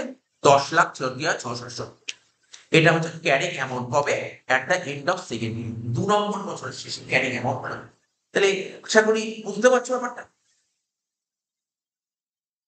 এইবার এবার অনেকে জিজ্ঞাসা করে যে টপিকটা এখন শেখাচ্ছি সেটা treatment of accumulated depreciation. Accumulated depreciation ট্রিটমেন্টটা কেমন হয়? এবং আগে ট্রিটমেন্টটা বলে দিই, তারপর কিন্তু এর উপর একটা অঙ্ক করো। ট্রিটমেন্ট অফ অ্যাকুমুলেটেড ডেপ্রিসিয়েশন উপর একটা অঙ্ক, ঠিক আছে? ট্রিটমেন্ট অফ অ্যাকুমুলেটেড ডেপ্রিসিয়েশন উপর একটা অঙ্ক, সুন্দর, ইজি ইজি, খুব ইজি। দেখো কি বলছে, ট্রিটমেন্ট অফ অ্যাকুমুলেটেড ডেপ্রিসিয়েশন বলছে ধরো ডে ওয়ান, অর্থাৎ তুমি যেদিন প্রথম দিন যখন পিপিটা কিনেছো তার দাম ছিল 10 লাখ, ঠিক আছে? মনে করা হচ্ছে মনে করা হচ্ছে এই অ্যাসেটটার লাইফ কত বছর? 5 বছর। মনে করা হচ্ছে এই অ্যাসেটটার লাইফ 5 বছর। তাহলে কস্ট ছিল 10 লাখ টাকা। এটা কি বলা হয়? গ্রস ব্লক বলা হয় এটাকে। এটাকে বলা হয় তোমার গ্রস ব্লক। যেটা ইনিশিয়াল যে দাম থাকে ওটাকে বলে গ্রস ব্লক। আর ডেপ্রিসিয়েশন বাদ দেবে, বাদ দেওয়ার পর যে ভ্যালুটা বেরোয় তাকে নেট ব্লক বলে। তোমরা জানো, এইগুলো জানো কোনটাকে গ্রস ব্লক বলে, কোনটাকে নেট ব্লক বলে। ঠিক আছে? রেফারেন্স এর পড়ছো 6 এ শেষ চলে এসে তোমরা জানো কাকে বলে গ্রস ব্লক, কাকে বলে নেট ব্লক। ঠিক আছে? আচ্ছা, ঠিক আছে। সাপোজ আমি মনে করছি, সাপোজ 2 বছর তুমি এই অ্যাসেটটা ইউজ করেছো। তুমি সাপোজ ধরো 2 বছর অ্যাসেটটা ইউজ করে ফেলেছো। ঠিক আছে? তাহলে তুমি বলো, আচ্ছা আমি এখানে কি লিখেছি? 100 লাখ টাকা। 100 লাখ টাকা দিয়ে অ্যাসেটটা কিনেছো। সাপোজ তুমি 2 বছর অ্যাসেটটা ইউজ করে ফেলেছো। তাহলে আজকের দিনে দাঁড়িয়ে অ্যাসেটটার ভ্যালু কত পড়ে আছে? পিপিএর ভ্যালু বা প্ল্যান্টের ভ্যালু কত টাকা প্ল্যান করে, এটা তোমরা বলতে হবে। স্যার কোন মেথড ইমপ্লিমেন্ট চাচ্ছে? State line method. ঠিক আছে? তো ধরো না 100 লাখ টাকা, 100 লাখ টাকা মেশিনের কস্ট আর লাইফ হচ্ছে 5 বছর। তাহলে এক এক বছর ডেপ্রিসিয়েশন কত করে?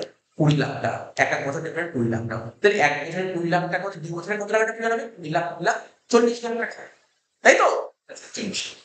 আর এটাকেই বলা হয় প্রভিশন ফর ডেপ্রিসিয়েশন, মানে অ্যাকুমুলেটেড ডেপ্রিসিয়েশন। বুঝতে পারলে কাকে অ্যাকুমুলেটেড ডেপ্রিসিয়েশন বলে? জানো তোমরা অ্যাকুমুলেটেড ডেপ্রিসিয়েশন কাকে বলে? ধরো ধরো মনে করো এটা হচ্ছে 2025 সাল। মনে করো তুমি 2020 সালে একটা ফোন কিনেছো। ধরো 2020 সালে তুমি একটা ফোন কিনেছো 30,000 টাকা। ঠিক আছে? তো 2020 সালে ইউজ করলে, 21 সালে ইউজ করলে, 22 সালে ইউজ করলে, 23 সালে ইউজ করলে, 24 সালে ইউজ করলে, ধরো 5 বছর ইউজ করলে। মনে করছি প্রতি তোমার 30,000 টাকা দিয়ে ফোন কিনেছো, ধরো 10% করে ডেপ্রিসিয়েশন হচ্ছে। তাহলে 10% করে ডেপ্রিসিয়েশন হয়, তাহলে 5 বছরে 50% হয়ে গেল। তাহলে তুমি এখানে দেখো ছোট করে দেখা যাচ্ছে 30,000 টাকা দিয়ে ফোনটা কিনেছো, 50% ডেপ্রিসিয়েশন হয়ে গেছে, মানে 15,000 টাকা ডেপ্রিসিয়েশন হয়ে গেছে। তাহলে আর কত ভ্যালু পড়ে আছে? 15,000। এই যে 15,000 টাকা, এই 15,000 টাকাকে কি বলে? এটাকে বলা হয় অ্যাকুমুলেটেড ডেপ্রিসিয়েশন। অর্থাৎ এতদিন পর্যন্ত কত টাকা ডেপ্রিসিয়েশন তাকে বলে অ্যাকুমুলেটেড। ঠিক আছে তো? আচ্ছা, তাহলে কি হলো? 100 লাখ টাকা যদি 5 বছরে হয়, 2 বছর, 2 বছরের কথা বলা হয়েছে। 2 বছর মনে করা হচ্ছে তুমি 2 বছর ইউজ করলে, মনে করা হচ্ছে 2 বছর ইউজ। তো 2 বছরে কত হলো? 100 লাখ বাই 5 ইন্টু 2 কত হলো? 40 লাখ টাকা। ঠিক আছে? তাহলে বাদ দিয়ে কত হচ্ছে? 100 লাখ থেকে 40 লাখ বাদ লাখ টাকা, এটাকে বলা হয় নেট ব্লক। নেট ব্লক বা এটাকেই বলা হয় ক্যারি, এটাকেই বলা হয় ক্যারি অ্যামাউন্ট। তাই তো? বুঝতে পারছো? তাহলে তুমি প্রথম বছর মেশিনটা ইউজ করলে, দ্বিতীয় বছর ইউজ করলে, 2 নম্বর বছরের পরে গিয়ে তুমি এটা করছো ভ্যালুয়েশন। ঠিক আছে? আগেরটা প্রথম বছর ইনক্লুড করছিলে, এখানে 2 বছর পর গিয়ে রিভ্যালুয়েশন। ঠিক আছে? বুঝতে হবে যে 2 বছর পরে গিয়ে তুমি রিভ্যালুয়েশন করছো। ঠিক আছে? এবার তুমি দেখলে তোমার হিসাবে তোমার এই পিপির ভ্যালু 60 লাখ টাকা হওয়া উচিত, কিন্তু মার্ক ভ্যালুয়েশন করা হয়েছে। তো ভ্যালুয়েশন করার সময় দেখা গেল যে না, তোমার যে প্ল্যান্ট আছে সেই প্ল্যান্টের মার্কেটে আজকে ওই প্ল্যান্টটার দাম, প্রথম প্ল্যান্টের দাম 75 লাখ টাকা। তার মানে কি হবে? বাহ, ভালো তো। আমার হিসাবে 60 লাখ হচ্ছে, কিন্তু এই প্ল্যান্টটি মার্কেটে দাম 75 লাখ। কত টাকা লাভ হচ্ছে? 15 লাখ। তো এই লাভটাকে বলা হয় রিভ্যালুয়েশন। কবে এসে আপনি রিভ্যালুয়েশন করবেন? 2 নম্বর বছরের শেষে। ঠিক আছে? বুঝতে পারলে তো?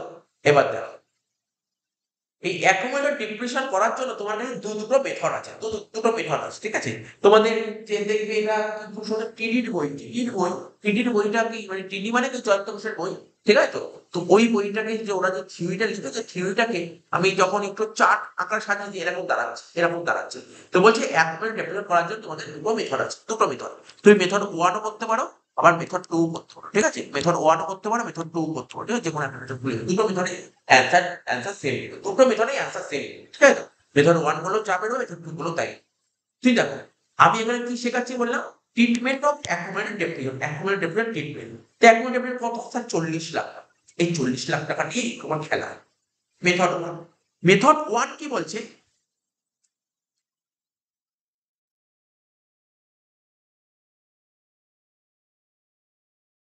আরেকটা কথা, এই যে আমি অ্যাকুমুলেটেড ডেপ্রিসিয়েশন করছি না, যেটা বলা হয়, আমি বলে দিচ্ছি, বলে দিই। বলছে তুমি যদি রিভ্যালুয়েশন মডেল অ্যাডাপ্ট করো, কস্ট মডেল নয়, এটা শুধুমাত্র রিভ্যালুয়েশন মডেল। এটা শুধুমাত্র রিভ্যালুয়েশন মডেল, অর্থাৎ তুমি যদি রিভ্যালুয়েশন মডেল অ্যাডাপ্ট করো, ঠিক আছে, সেক্ষেত্রে অ্যাকুমুলেটেড ডেপ্রিসিয়েশন একটা অ্যাডজাস্টমেন্ট করতে হয়। আমি আবার বলছি, তুমি যদি রিভ্যালুয়েশন মডেল অ্যাডাপ্ট করো, তুমি যদি লিখে দিই ইফ রিভ্যালুয়েশন মডেল অ্যাডাপ্টেড, তুমি যদি রিভ্যালুয়েশন মডেল অ্যাডাপ্ট করো তখন তোমার কিছু অ্যাডজাস্টমেন্ট করার দরকার হয়। কিসের অ্যাডজাস্টমেন্ট? অ্যাকুমুলেটর টেম্পারেচারে অ্যাডজাস্টমেন্ট করার দরকার। অ্যাকুমুলেটর টেম্পারেচারে তোমার অ্যাডজাস্টমেন্ট করার দরকার আছে, ঠিক আছে? এবং এই অ্যাডজাস্টমেন্ট দু রকম ভাবে করতে পারি। একটা মেথড 1, মেথড 1 কি বলছে? এলিমিনেট, ক্যান্সেল করে দাও। ক্যান্সেল কি? অ্যাকুমুলেটর টেম্পারেচার ক্যান্সেল করে কাজ করা যায়, আবার ক্যান্সেল না করে করা, এলিমিনেট করে করা যায়। একটা অ্যাকুমুলেটর টেম্পারেচার এলিমিনেট করে করা যায়, একটা অ্যাকুমুলেটর এলিমিনেট না করে করা যায়। স্যার অ্যাকুমুলেটর টেম্পারেচার এলিমিনেট করলে কি হবে, না করলে কি? দুটোই বলো। অ্যাকুমুলেটর টেম্পারেচার অ্যাসেট না liability? Sir liability. Sir liability. তো লাইবিলিটি এলিমিনেট করলে কি হবে, ক্যান্সেল করলে কি হবে? স্যার লাইবিলিটিকে কমাতে হবে, ডেবিট করতে হবে। ডেবিট করো 40 লাখ টাকা টু পিপি। তাহলে তুমি লাইবিলিটি কমালে, লাইবিলিটি ডেবিট, আবার ওইদিকে অ্যাসেট কমছে। লাইবিলিটি যখন কমছে তখন তো তোমার অ্যাসেট কমছে, তাই না? তাহলে অ্যাসেটকে কমাতে গেলে কি করতে হবে? ক্রেডিট করতে হবে 40 লাখ। বোঝা গেল এটা? কারণ তুমি ডেপ্রিসিয়েশনটাকে এলিমিনেট করছো। ডেপ্রিসিয়েশন যদি তোমার এলিমিনেট হয়ে যায় তাহলে অ্যাসেট তো এলিমিনেট হয়ে যাবে। এটা হলো ব্যাপার, ঠিক আছে? এটা একটা কি হলো। আর কি হলো, তোমার এই রিভার্সাল করার পর তোমার লাভ কত হলো? স্যার 15 লাখ টাকা। তাহলে লাভ হলে অ্যাসেটের ভ্যালু বাড়ছে, আর অ্যাসেটকে বাড়াতে গেলে কি করতে হবে? তো পিপি অ্যাকাউন্ট ডেবিট 15 লাখ টাকা টু রিভ্যালুয়েশন গেইন হলো। এরকম লাভ হলে রিভ্যালুয়েশন গেইনের টাকাটা বাড়াবে, রিভ্যালুয়েশন গেইন, ঠিক আছে? তো আশা করি বুঝতে পারলেন রিভ্যালুয়েশন গেইন। বা কেউ বলে গেইন না লিখে না, অনেকে না রিভ্যালুয়েশন সারপ্লাস লিখে, অনেকে সারপ্লাস লিখে, কোনো সমস্যা নেই, কোনো সমস্যা নেই, বলে দেবেন, ঠিক আছে? এটা মেথড 1, মেথড 1 একদম সোজা মেথড।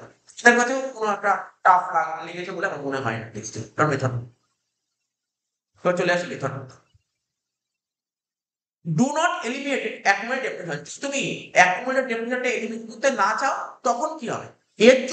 এর জন্য তোমাকে তিনটে প্রসেসে খেতে হবে, তিনটে প্রসেস নামাতে হবে। দুটোই শিখে দিচ্ছি, দুটো মেথডই শিখে দিচ্ছি। একটা স্টেপ, এটা একটা স্টেপ, দুটো স্টেপ। আর এই তো এখানে ধরো এই জার্নালের কাজ, এটা একটা স্টেপ, তিনটে স্টেপ, ঠিক আছে? প্রথম স্টেপ কি? সবার প্রথম তুমি বের করবে কত পার্সেন্ট গেইন হয়েছে। কত পার্সেন্ট গেইন হয়েছে বলো বলো। সবার প্রথম কি বের করবে? কত পার্সেন্ট গেইন হয়েছে, কত পার্সেন্ট গেইন হয়েছে। স্যার কি করে বের করো? সিম্পল ব্যাপার একদম চলে আসো। গেইন কত খুঁজো। স্যার গেইন তো 15 লাখ টাকা। গেইন কত? এই গেইনটা কিসের উপর করি আমরা? ক্যারিং অ্যামাউন্টের উপর করি। ক্যারিং অ্যামাউন্ট কোন মেন ভ্যালুর উপর নয়, ক্যারিং অ্যামাউন্টের উপর গেইন। ক্যারিং অ্যামাউন্টের উপর গেইনটা করছি। তার মানে তুমি বলো তোমার 60 লাখ টাকায় গেইন হয়েছে 15 লাখ টাকা। 1 টাকায় কত হচ্ছে? 15/7, তাহলে 100 তে কত হয়েছে? 25%, ঠিক আছে? দেখো এটাই করেছে personal gain by carrying amount into 100 কত হলো? 25। বুঝতে পারলে? হ্যাঁ স্যার বুঝতে পেরেছি। স্যার বুঝতে পেরেছো তো? স্যার বুঝতে পেরেছি। সবার প্রথম গেনের পার্সেন্টেজ বেরিয়ে হয়ে গেল। গেনের পার্সেন্টেজ তুমি বেরিয়ে গেলে, এবার যেই গেনের পার্সেন্টেজ বেরিয়ে গেল, ঠিক আছে? যেই গেনের পার্সেন্টেজ বেরিয়ে গেল তারপর কি করবে? শোন তারপর কি করবে তাই দেখাবো।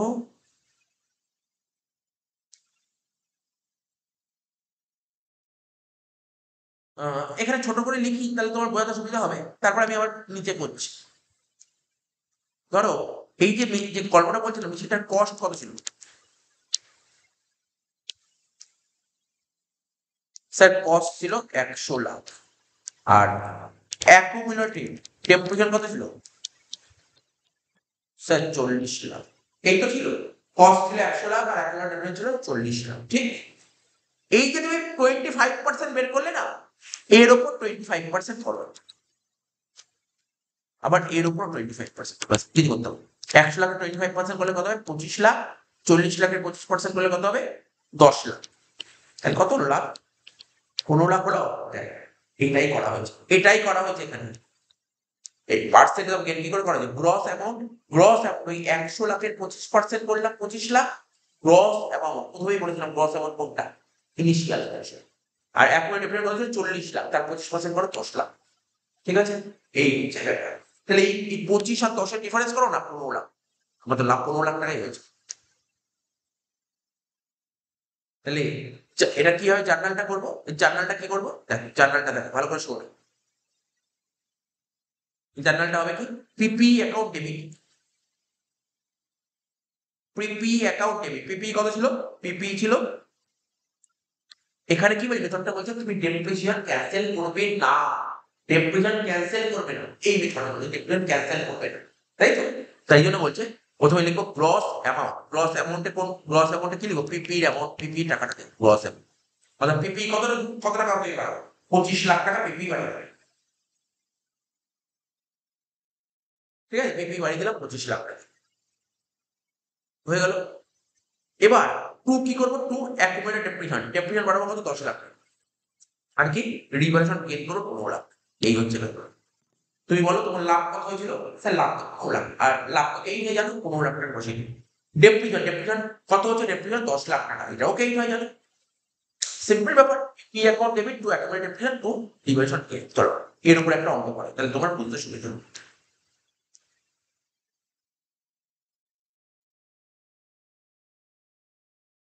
পেজ খুলে নিয়ে বোঝাতে সুবিধা হবে।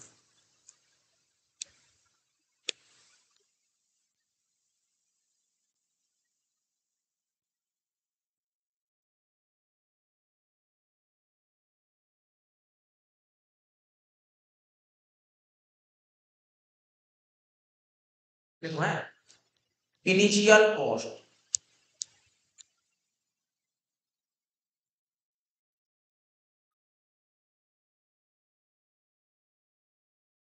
প্রথমে লেখো ইনিশিয়াল কত বলেছি?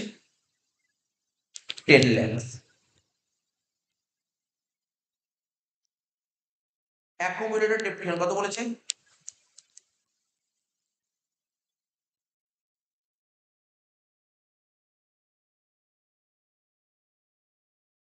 বলছে অ্যাকুমুলেটেড ডেপ্রিসিয়েশন এই মেশিনের উপর একটা ডেট, অর্থাৎ যেই দিন তুমি রিভ্যালুয়েশন করছো সেটা লিখে দাও অ্যাকুমুলেশন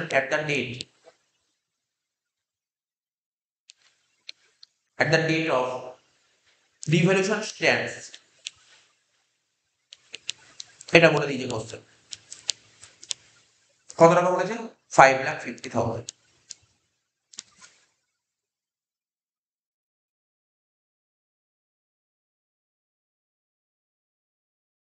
আর ফেয়ার ভ্যালু কত বলেছে? ফেয়ার ভ্যালু মানে ওই যে মার্কেটে রিভ্যালুয়েশন করছে ওর কথা বলছে, ফেয়ার ভ্যালু, ওটাকে ফেয়ার ভ্যালু।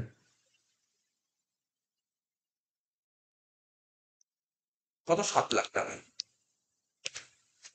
বলছে সো এন্ট্রিস,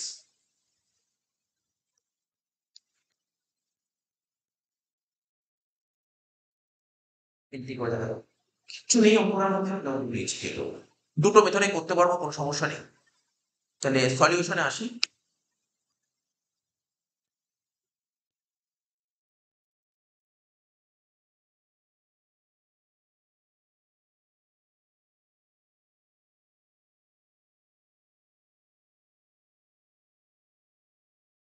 প্রথমে লিখবো ইনিশিয়াল কস্ট কত? 10 লাখ, ঠিক আছে? ইনিশিয়াল কস্ট লিখলাম 10 লাখ টাকা।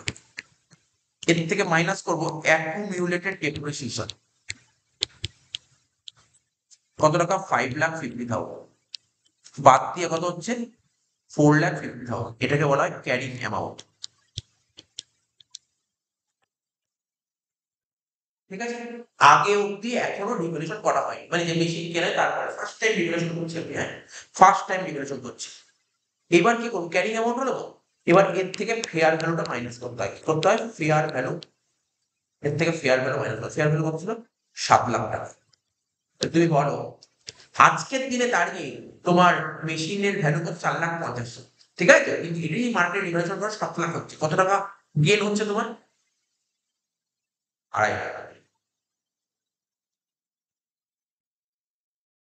2,500,000 তোমার গেন হয়ে গেল, gain,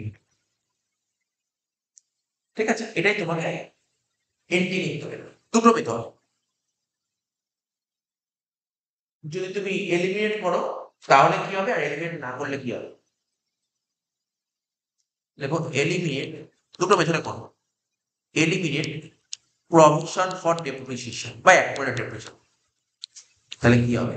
provision for depreciation liability কাটতে গেলে, লাইবিলিটি তো ক্রেডিট, ক্রেডিট কাটতে গেলে ডেবিট করতে হয়, লেখো জার্নাল লেখো accumulated depreciation account debit,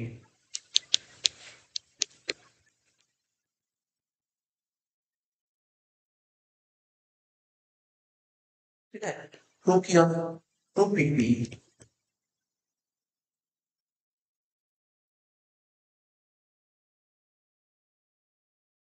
two পিপি কত কাটবো, এখন ধরবেন 5,50,000, এটাকে পুরো কেটে দেবেন, এটাকে ধরে কেটে দেবেন 5,50,000।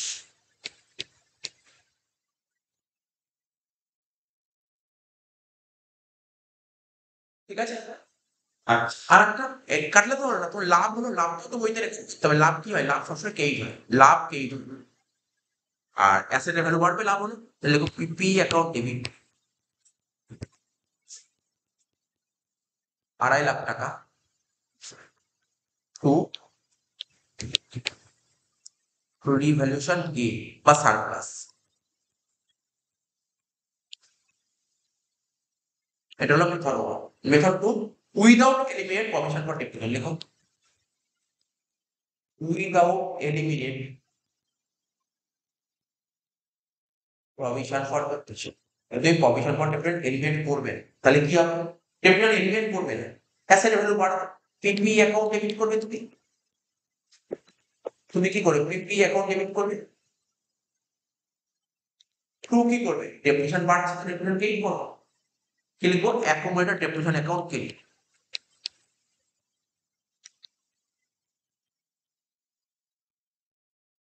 আর টু কি লিখবো, টু রিভ্যালুয়েশন গেইন অ্যাকাউন্ট।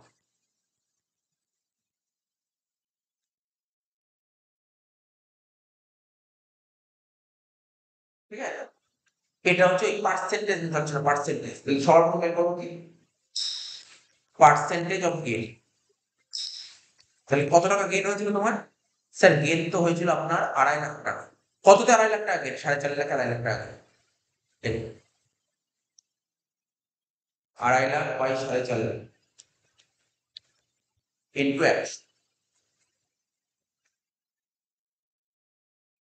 55.55%।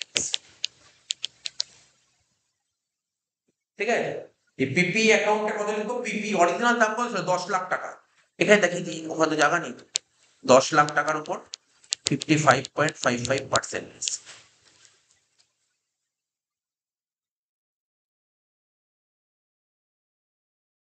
5,55,500 টাকা। আর অ্যাকুমুলেটেড প্রিমিয়াম কত ছিল, অ্যাকুমুলেটেড প্রিমিয়াম দেখো না কত ছিল, 5,50,000 ইন্টু 55.55%, কত হচ্ছে, 3,05,525 মাইনাস করে দাও।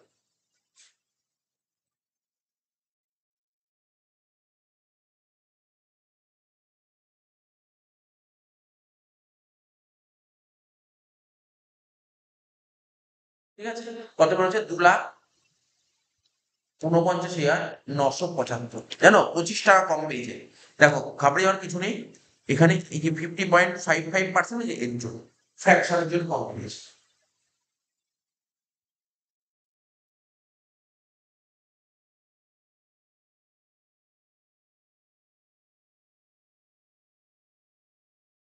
তাহলে বোঝা গেল কি করলাম, একটা অঙ্ক করিয়ে দিলাম, দরকার ছিল অঙ্কটা করানো, করিয়ে দিই।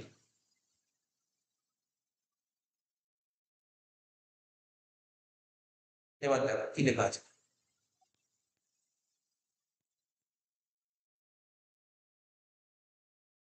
এরপরে কি শেখাবো, ট্রিটমেন্ট অফ রিভ্যালুয়েশন গেইন।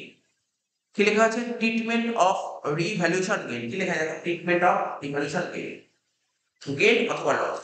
তো ফার্স্ট টাইম রিভ্যালুয়েশন হলে কি হয়, আর পরবর্তী সময় রিভ্যালুয়েশন হলে কি হয়, প্রথমবার রিভ্যালুয়েশন কি হয় আর তার পরবর্তী সময় রিভ্যালুয়েশন হলে কি হয়। দেখো কি লেখা আছে, ফার্স্ট টাইম রিভ্যালুয়েশন হলে তোমাকে কি করতে হবে, ফার্স্ট টাইম রিভ্যালুয়েশন দেখো কি লেখা আছে এখানে, গেইন। প্রথমবার গেইন হলে কি হবে, আর প্রথমবার লস হলে কি হবে। প্রথমবার যদি গেইন হয় না, যার দ্বারা কি হবে, গেইন হচ্ছে তোমার অ্যাসেট বাড়ছে, অ্যাসেট ডেবিট, আর গেইনটা ক্রেডিট, সিম্পল লিখি রিভ্যালুয়েশন সারপ্লাস। আর প্রথমবার লস হচ্ছে অ্যাসেট হচ্ছে, তাই অ্যাসেট ক্রেডিট, আর প্রফিট আর লসটাকে ডেবিট করতে হবে। বুঝতে পারছো, গেইন হলে রিভ্যালুয়েশন সারপ্লাস আর লস হলে পিএম। আর পরবর্তী সময় যদি রিভ্যালুয়েশন হয়, নোট লিখেছি এখানে,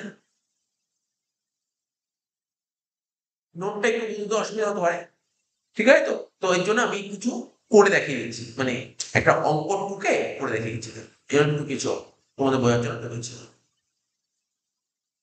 তোমাদের বোঝার জন্য অঙ্ক করছি।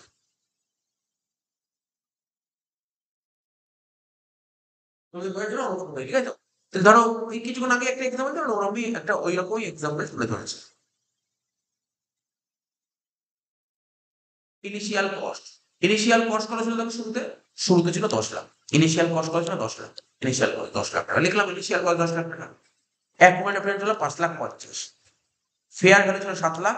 আর আর্লিয়েস্ট বলছে আর্লিয়ার ডিভ্যালুয়েশন লস, আগেই তোমার লস হয়েছে, আগেই তোমার ডিভ্যালুয়েশন লস হয়ে গেছে। মানে আগে ডিভ্যালুয়েশন লস মানে লক্ষ্য করো, আগে ডিভ্যালুয়েশন লস মানে কি? আগে ডিভ্যালুয়েশন লস মানে এটা প্রথমবার ডিভ্যালুয়েশন হচ্ছে না, এটা প্রথমবার ডিভ্যালুয়েশন হচ্ছে, তুমি আগে একবার ডিভ্যালুয়েশন করে ফেলেছো, সেকেন্ড টাইম, এখানে সেকেন্ড টাইম ডিভ্যালুয়েশন, এটাই তো বলছো, এটাই তোমাকে শেখাচ্ছি আমি, এটাই তোমাকে শেখাচ্ছি। Treatment of revaluation loss, subsequent revaluation, subsequent প্রথমবার নয়, পরবর্তী সময়, সেকেন্ড ইয়ার বা তারপরে যে রিভ্যালুয়েশন, ঠিক আছে? পরবর্তী সময় রিভ্যালুয়েশন হচ্ছে, এখানে তাই দিয়েছে কোশ্চেন,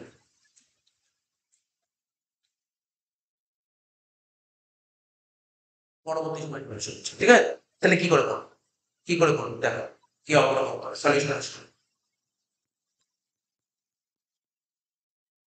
প্রথমে লিখবো কি, ইনিশিয়াল কস্ট 10 লাখ,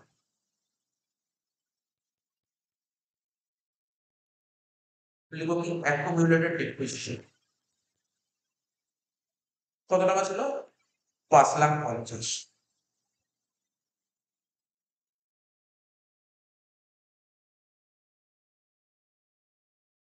ঠিক আছে?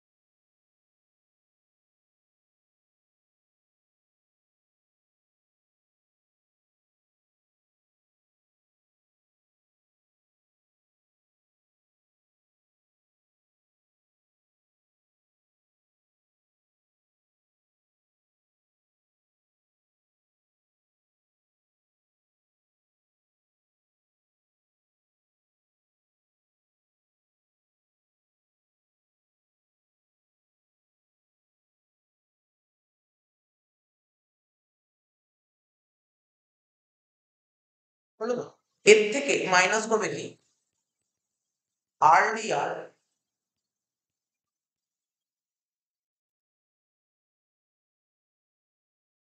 রিভলিউশন লস, আরডিআর রিভলিউশন কত? 1 লাখ টাকা। বাদ দাও কত, 4 লাখ বাদ থেকে 1 লাখ বাদ দিলে 3,85,000। এটাকে বলা হয় ক্যারি অ্যামাউন্ট,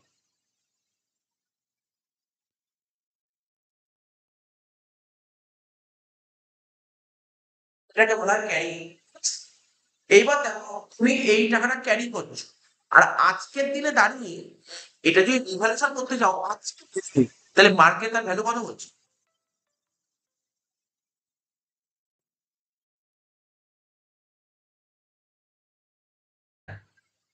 যেটা বলছিলাম, তো ক্যারিং অ্যামাউন্ট তো তোমার বেরিয়ে গেল, এই তো ক্যারিং অ্যামাউন্ট বেরিয়ে গেল, তো এটা বুঝতে পারলে ক্যারিং অ্যামাউন্টটা বেরিয়ে গেল। এইবার দেখো,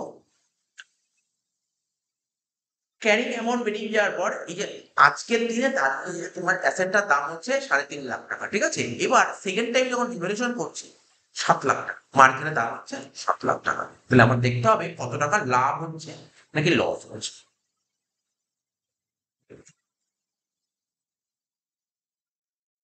লিখে, এখানে লিখি ফেয়ার ভ্যালু, ফেয়ার ভ্যালু কত বলেছে? 7 লাখ টাকা, তাই তো? Fair value 7 lakh. তাহলে আমার কি হলো, মানে আজকের দিনে দাঁড়িয়ে আমার কাছে অ্যাসেটটার ভ্যালু 3.5 লাখ টাকা পড়ে আছে, কিন্তু মার্কেট কি বলছে, আজকে মার্কেটের দাম কত? 7 লাখ টাকা। 3.5 লাখ টাকা আমার কি হয়ে গেল? 3.5 লাখ টাকা আমার গেইন হচ্ছে, গেইন।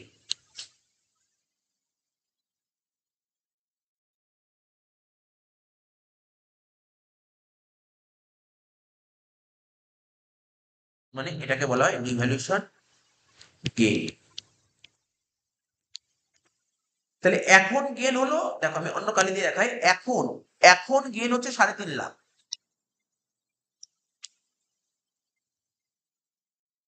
এখন গেন হচ্ছে 3.5 লাখ। আর আগে কি ছিল, আগে লস ছিল 1 লাখ, আগে লস ছিল 1 লাখ। তাহলে কি করতে হবে এই দেখো, তারপরে কি হচ্ছে, তাহলে আমি এখানে লিখতে পারি, দেখো ফার্স্ট টাইম,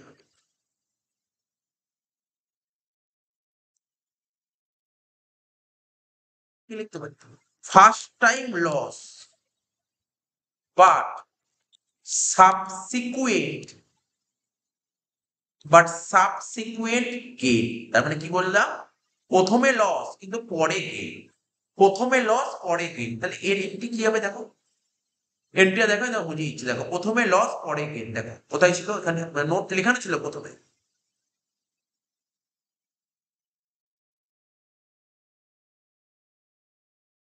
এই এই পয়েন্ট, প্রথমে loss, loss in first revaluation, প্রথম রিভ্যালুয়েশন করার সময় লস হয়েছে, পরে প্রফিট হয়ে গেছে। এখানে জার্নাল কি, জার্নালটা দেখে দেখে টুকে নাও, তারপর আমি PP account debit to PL to revaluation reserve, PP account debit, ঠিক আছে, PP account debit to PL to revaluation reserve, to PL account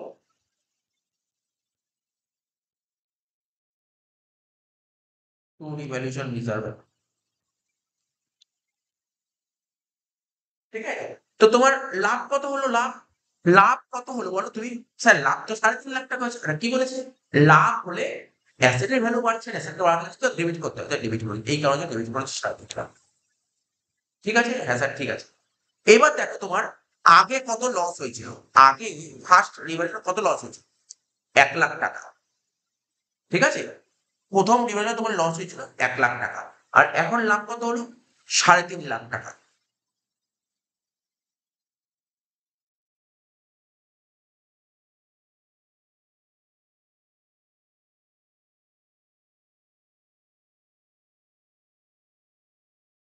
তো আগে যেটা লস হয়েছিল সেটা পিএল এ পাঠিয়ে দাও, সেটা পিএল এ পাঠিয়ে দাও, আগের লস কত ছিল, আগের লস 1 লাখ, পিএল এ পাঠিয়ে দাও, হয়ে গেল।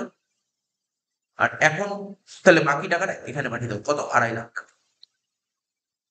দেখো ব্যাপারটা বলো, ব্যাপারটা বলো, তোমার এখন লাভ হলো 3.5 লাখ টাকা, এখন তোমার লাভ হলো 3.5 লাখ, তার মধ্যে আগের লস কত ছিল, আগের লস ছিল 1 লাখ, তাহলে আগের লস বাদ দাও, 3.5 লাখ টাকা আগের লসটা বাদ দিয়ে দাও, বাদ দেওয়ার কত লাভ করতে হচ্ছে, 2.5 লাখ টাকা। সেই লাভটা এখানে, ঠিক আছে, এই হচ্ছে জায়গা। বুঝতে পারলে ব্যাপারটা কিভাবে করতে হলো, আশা করি তুমি বুঝতে পেরেছো।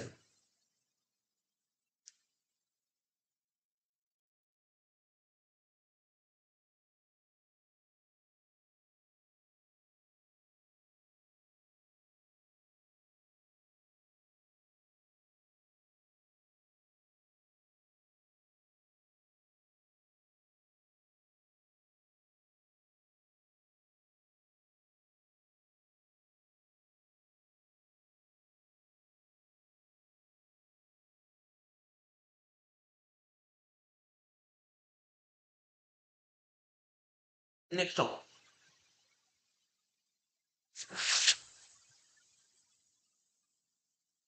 দেখো কস্ট অফ পিপি ডেট বলেছিল 1/4/19, কত, 10 লাখ টাকা, লাইভ বলেছিল 10 ইয়ার্স, বলেছিল ডেপ্রিসিয়েশনের মেথডটা বলেছিল এসএলএম মেথড।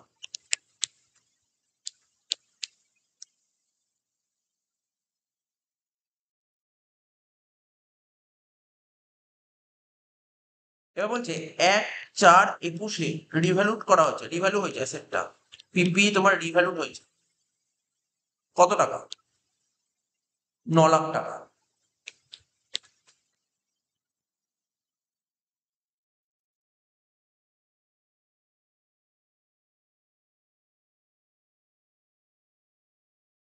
এবং যে পিপি ইজ এক্সপেক্টেড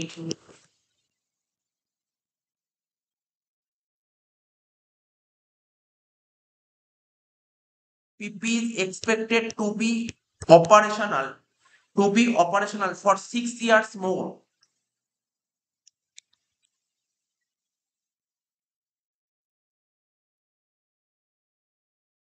ঠিক আছে, এক্সপেক্ট করা হচ্ছে যে এই পিপি লাইফ তো 10 বছর, তার মধ্যে তুমি 2 বছর পিপিটা ইউজ করেছো।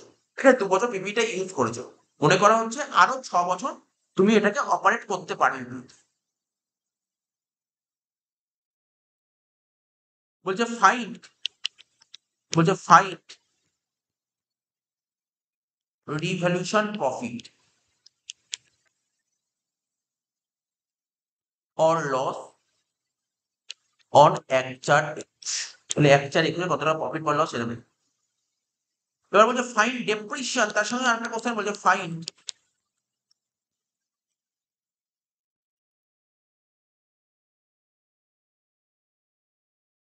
depreciation for the year ended. Find depreciation for the year ended.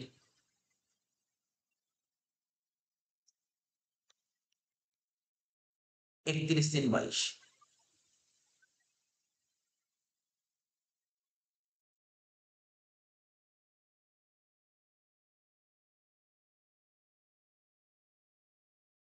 আর বলেছে বের করো ক্যারিং অ্যামাউন্ট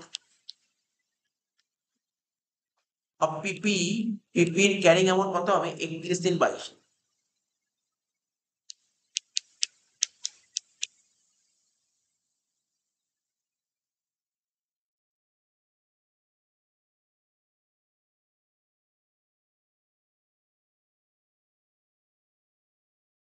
চলো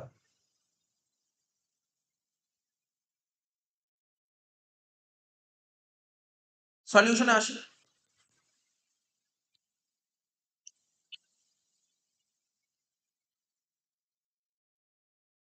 কি লিখবো 1419 কস্ট অফ পিপি।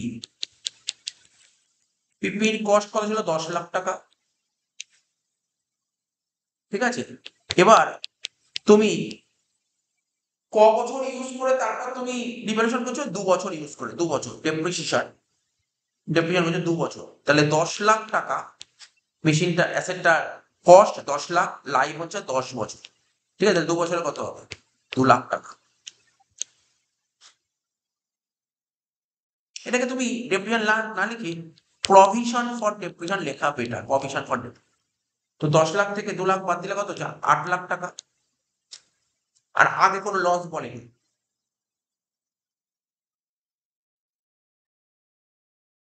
ঠিক আছে, আগে কোনো লস ছিল না, ফার্স্ট টাইমই হচ্ছে। ঠিক আছে, এইবার তুমি রিভ্যালু করেছো তাই তো, রিভ্যালু করেছো কত, রিভ্যালু করে 9 লাখ টাকা থাকছে, 9 লাখ। এক চার একুশেই করতে বলেছে। তাহলে এই যে ভ্যালুটা বেরোচ্ছে এটা কোন তারিখে, এটা হচ্ছে 1/4/21 ভ্যালু। এটাকে কি বলি আমরা, বুক ভ্যালু বলতে পারি।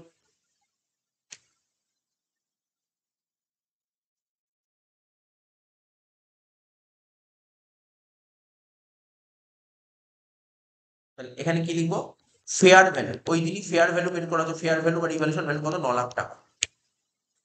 তোমার 1 লাখ টাকা কি হলো প্রফিট, 1 লাখ টাকা প্রফিট। এই প্রফিটটাকে বলা হয় রিভ্যালুয়েশন প্রফিট, এই প্রফিটটাকে বলা হয় কি রিভ্যালুয়েশন প্রফিট। হয়ে গেল। এবার আমরা কি শিখেছি, আমি কি শিখেছি, তোমার রিভ্যালুয়েশন করা হয়ে গেলে, যখনই তোমার রিভ্যালুয়েশনটা করা হয়ে যাবে তখন তখন কিন্তু আর মেশিনের দাম, তখন কিন্তু মেশিনের ভ্যালু কিন্তু তুমি আর 8 লাখ বলতে পারবে না, রিভ্যালু হয়ে গেছে, এখন মেশিনের ভ্যালু বলবে কত, পিপির ভ্যালু বলবে 9 লাখ টাকা।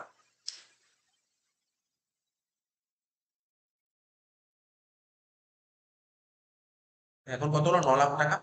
এবার এর উপর ডেপ্রিসিয়েশন করবে, তাহলে তুমি মনে করছো এটা আরো 6 বছর ইউজ করতে পারো, তাহলে ডেপ্রিসিয়েশন কত হবে কারেন্ট ইয়ারে 9 লাখ ডিভাইড বাই 6, আগেও বেশি জিনিস এগুলো দেখিয়েছি এগুলো, 1.5 লাখ বাদ দিয়ে কত হচ্ছে তোমার 7,50,000 টাকা।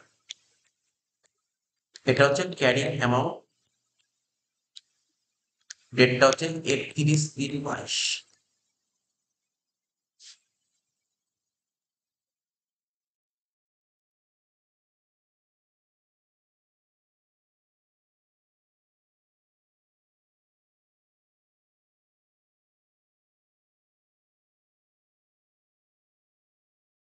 আছে। এই ছিল, আর সেরকম কিছু শেখানোর নেই।